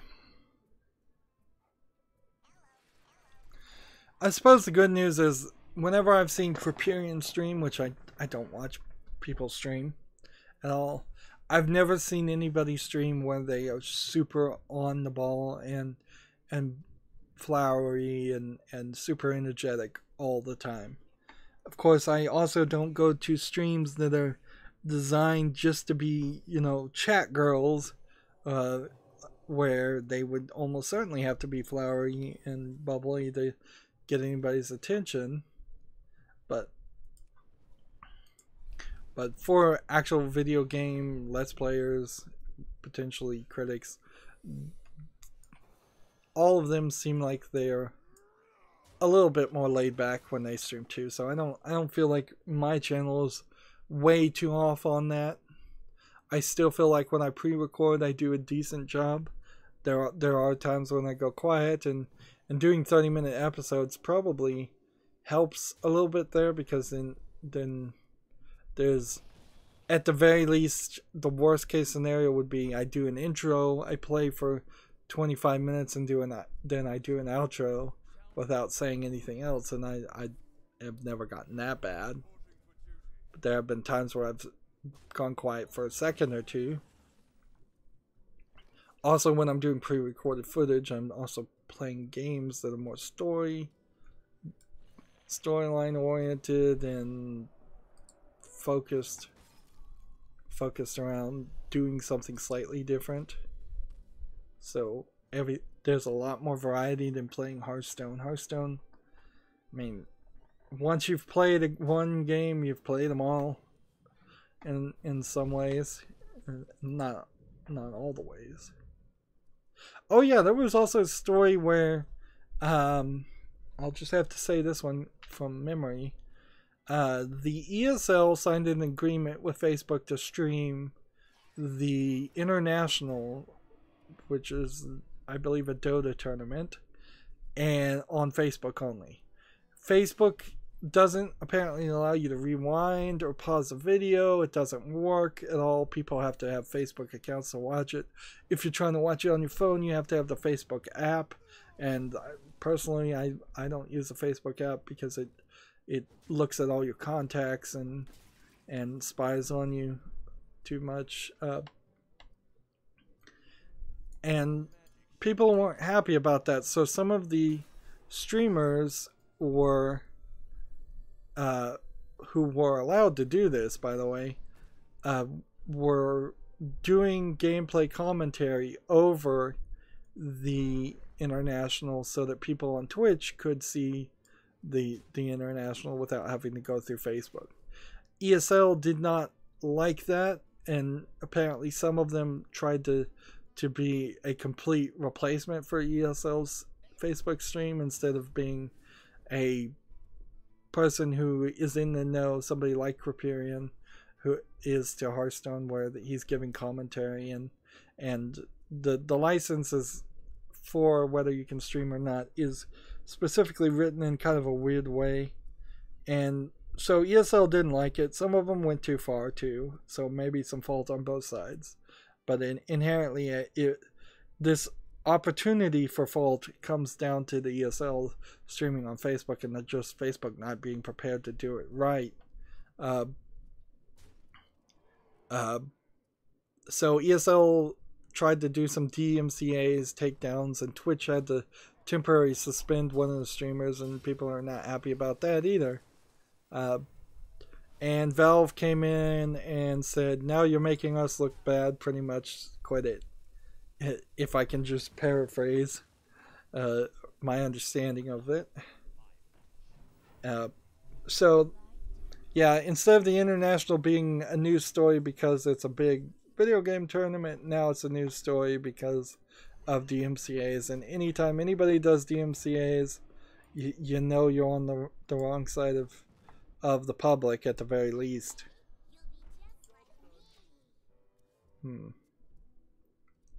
Have I played enough Battlecry cards? Look at this deck mess. This is one of those decks that just has one of every card and no duplicates at all, specifically so you can play Reno Jackson. I don't think I'd make a deck next time I do deck rebuilds like this. Like, I get the idea, but it's also not really winning that much. I guess it's got a 58% win ratio right now, but I think there's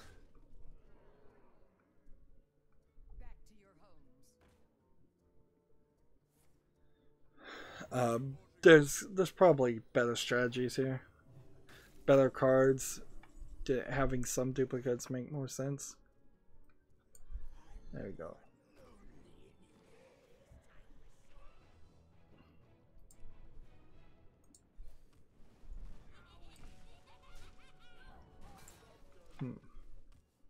At 15 health, can he win? Whatever they're gonna do, I want just to speed up. And see, I don't even have a watch and learn left. You can definitely tell that the watch and learns are pre-programmed by the Blizzard, because they come on different accounts at the same time, and either that means the timer is all configured to come in a certain number of daily quests, or it's pre-programmed. Oh man, did I just shut down my Twitter? Yeah, I did. Yeah, I'll close that tab. Now, that being said, like a new tab without all the back buttons might not be a terrible thought.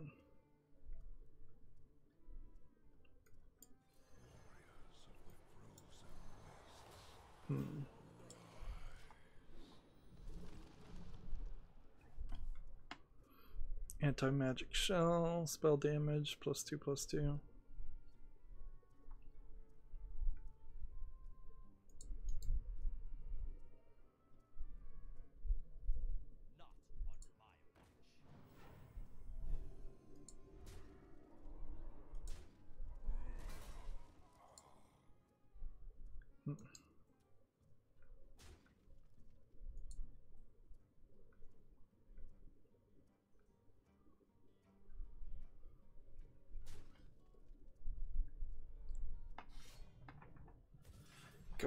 Come on, game.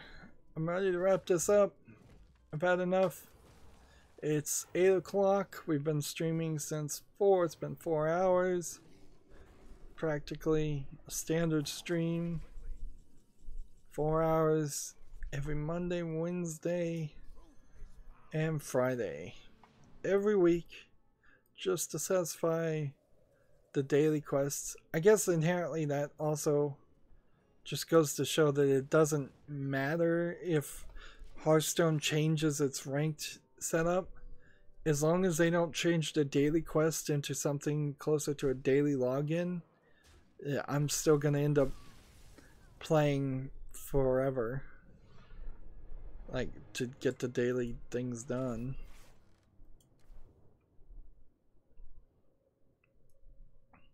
Three more battle cry things. Let's just do it. 3 more, then we concede. Let's just get it done here, then we can wrap up, and that'll be the end of the stream.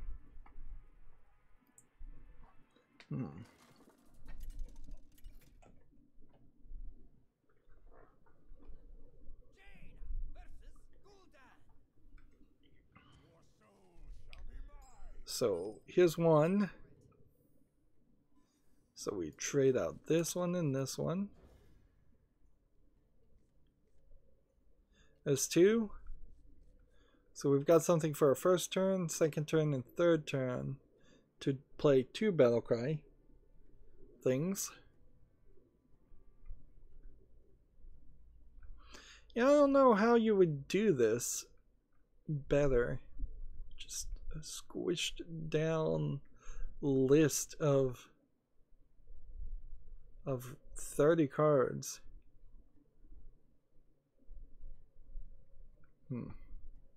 Like the Hearthstone deck tracker app, not bad when you think that is the thing. If I go to Twitch, I could move Hearthstone deck tracker straight into Twitch.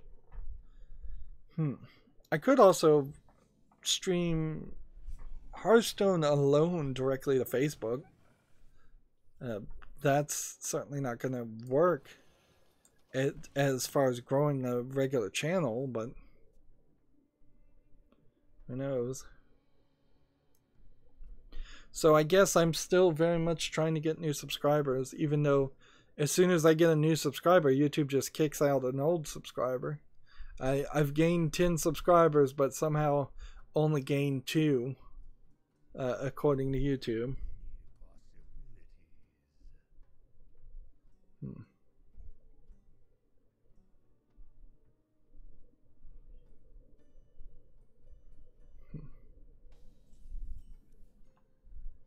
So there's another thing we can do. So we played 1 battle cry. Next turn we can play a second one. And then if we have to get to the 6th turn to play that, to play our 3rd one, we're done. Not bad.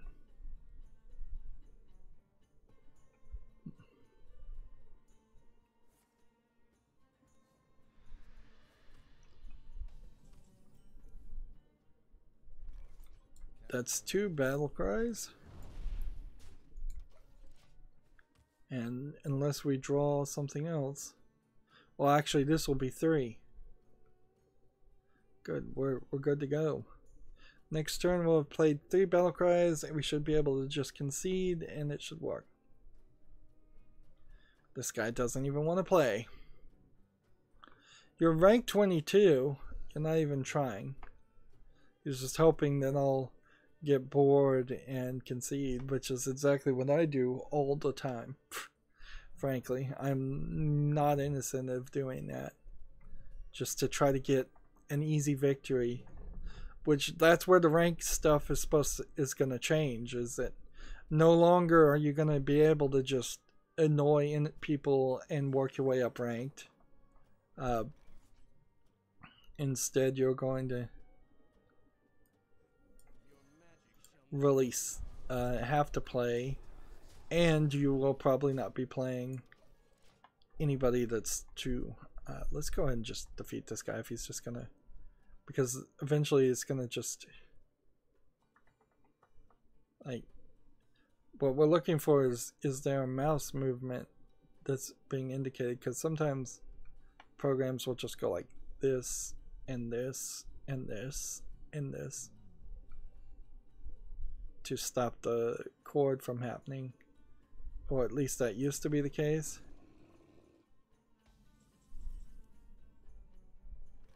But let's see.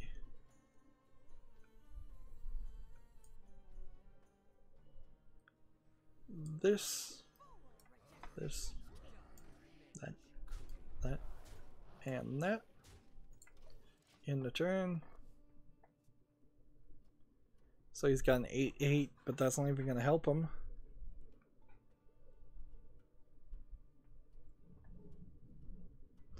The fact that the rope hasn't shown up is kind of strange.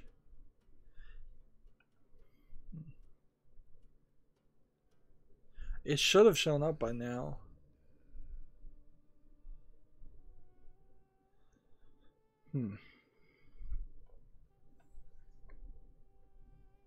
It's like he's got it programmed down to the last second.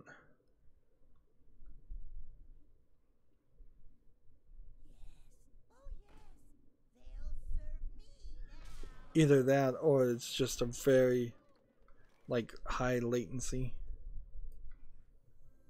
There we go.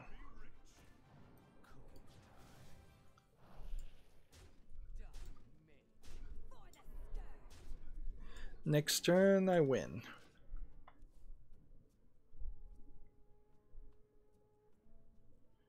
And I'll play this just to be certain I've played enough battle cries, even though I know I have.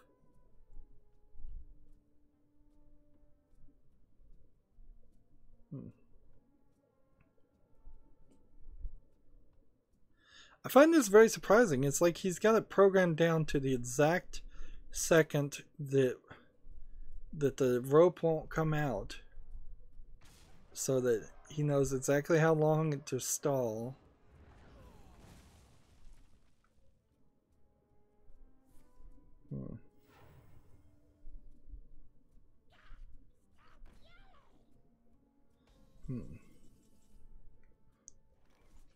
Battle cry. Freeze a minion.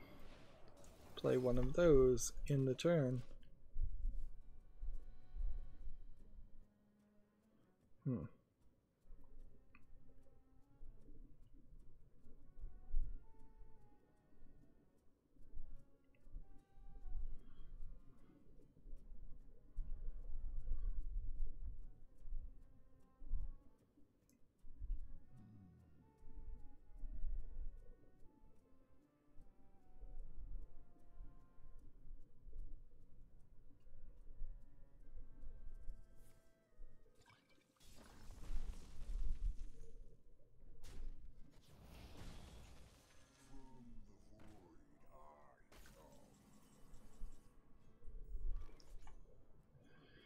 Can I win here, or am I just wasting my time?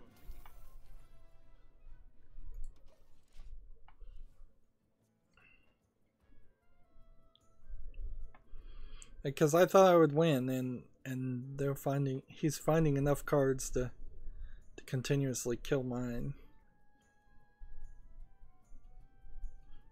And I guess I could have just been doing fireball to his face the whole time.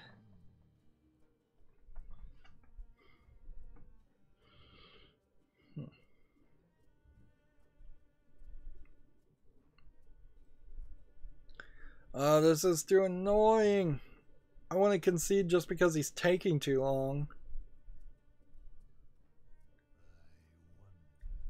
We're so close to the end, and this game is torturing me. Like, the rope should have come out by now. Clearly it should have.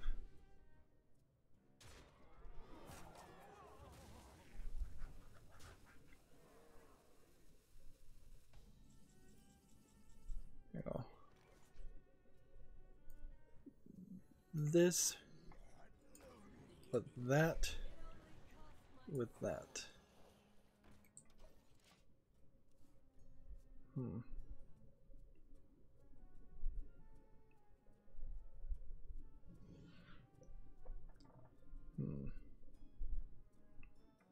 He can do 11 damage right now. If he could do 8 more damage, he'd win. And wouldn't that be irritating that he would win on top of wasting all of my time?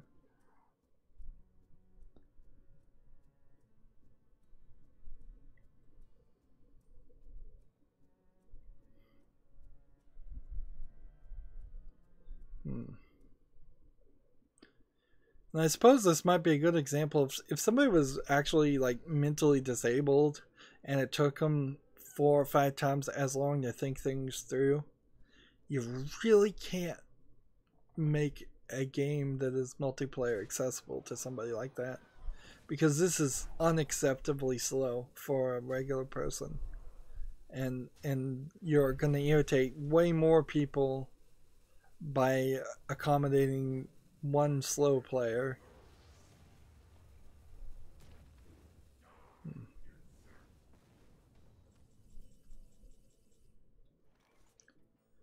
Let's see that, and that.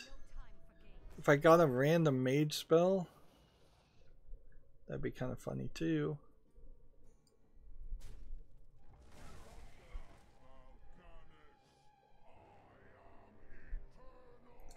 Well, I've lost. Unless I take control of Mal'Ganis when this guy dies. And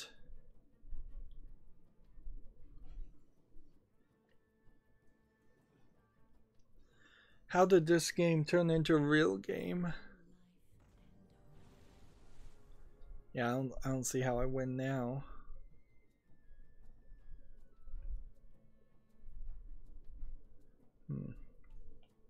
Take control of Mal'Ganis, attack again.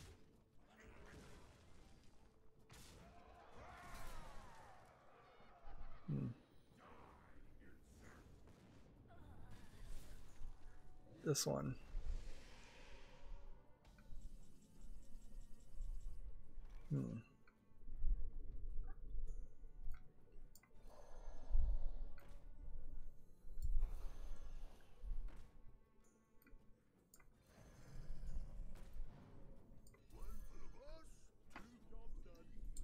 Let's see if this works. It won't.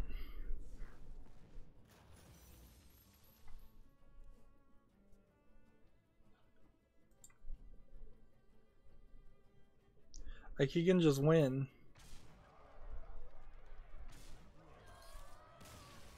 Like, I need to just threaten him. Whatever. That was a very, very annoying battle. That was not fun at all. Slow, and he won. Well, that's it for this recording and the stream. As always, I ask you to like, share, subscribe, comment, and watch every second of my videos. If you want a friend or follow me on Facebook, Twitter, Tumblr, Google+, Steam, or Battle.net, there's a whole bunch of links down below. Don't forget, the new monetization policy is to beg for Steam codes and Steam games. So friend me on Steam, look at my wish list, give me whatever you think I'm worth for making this content. Thank you for your support. Have a good evening. Bye.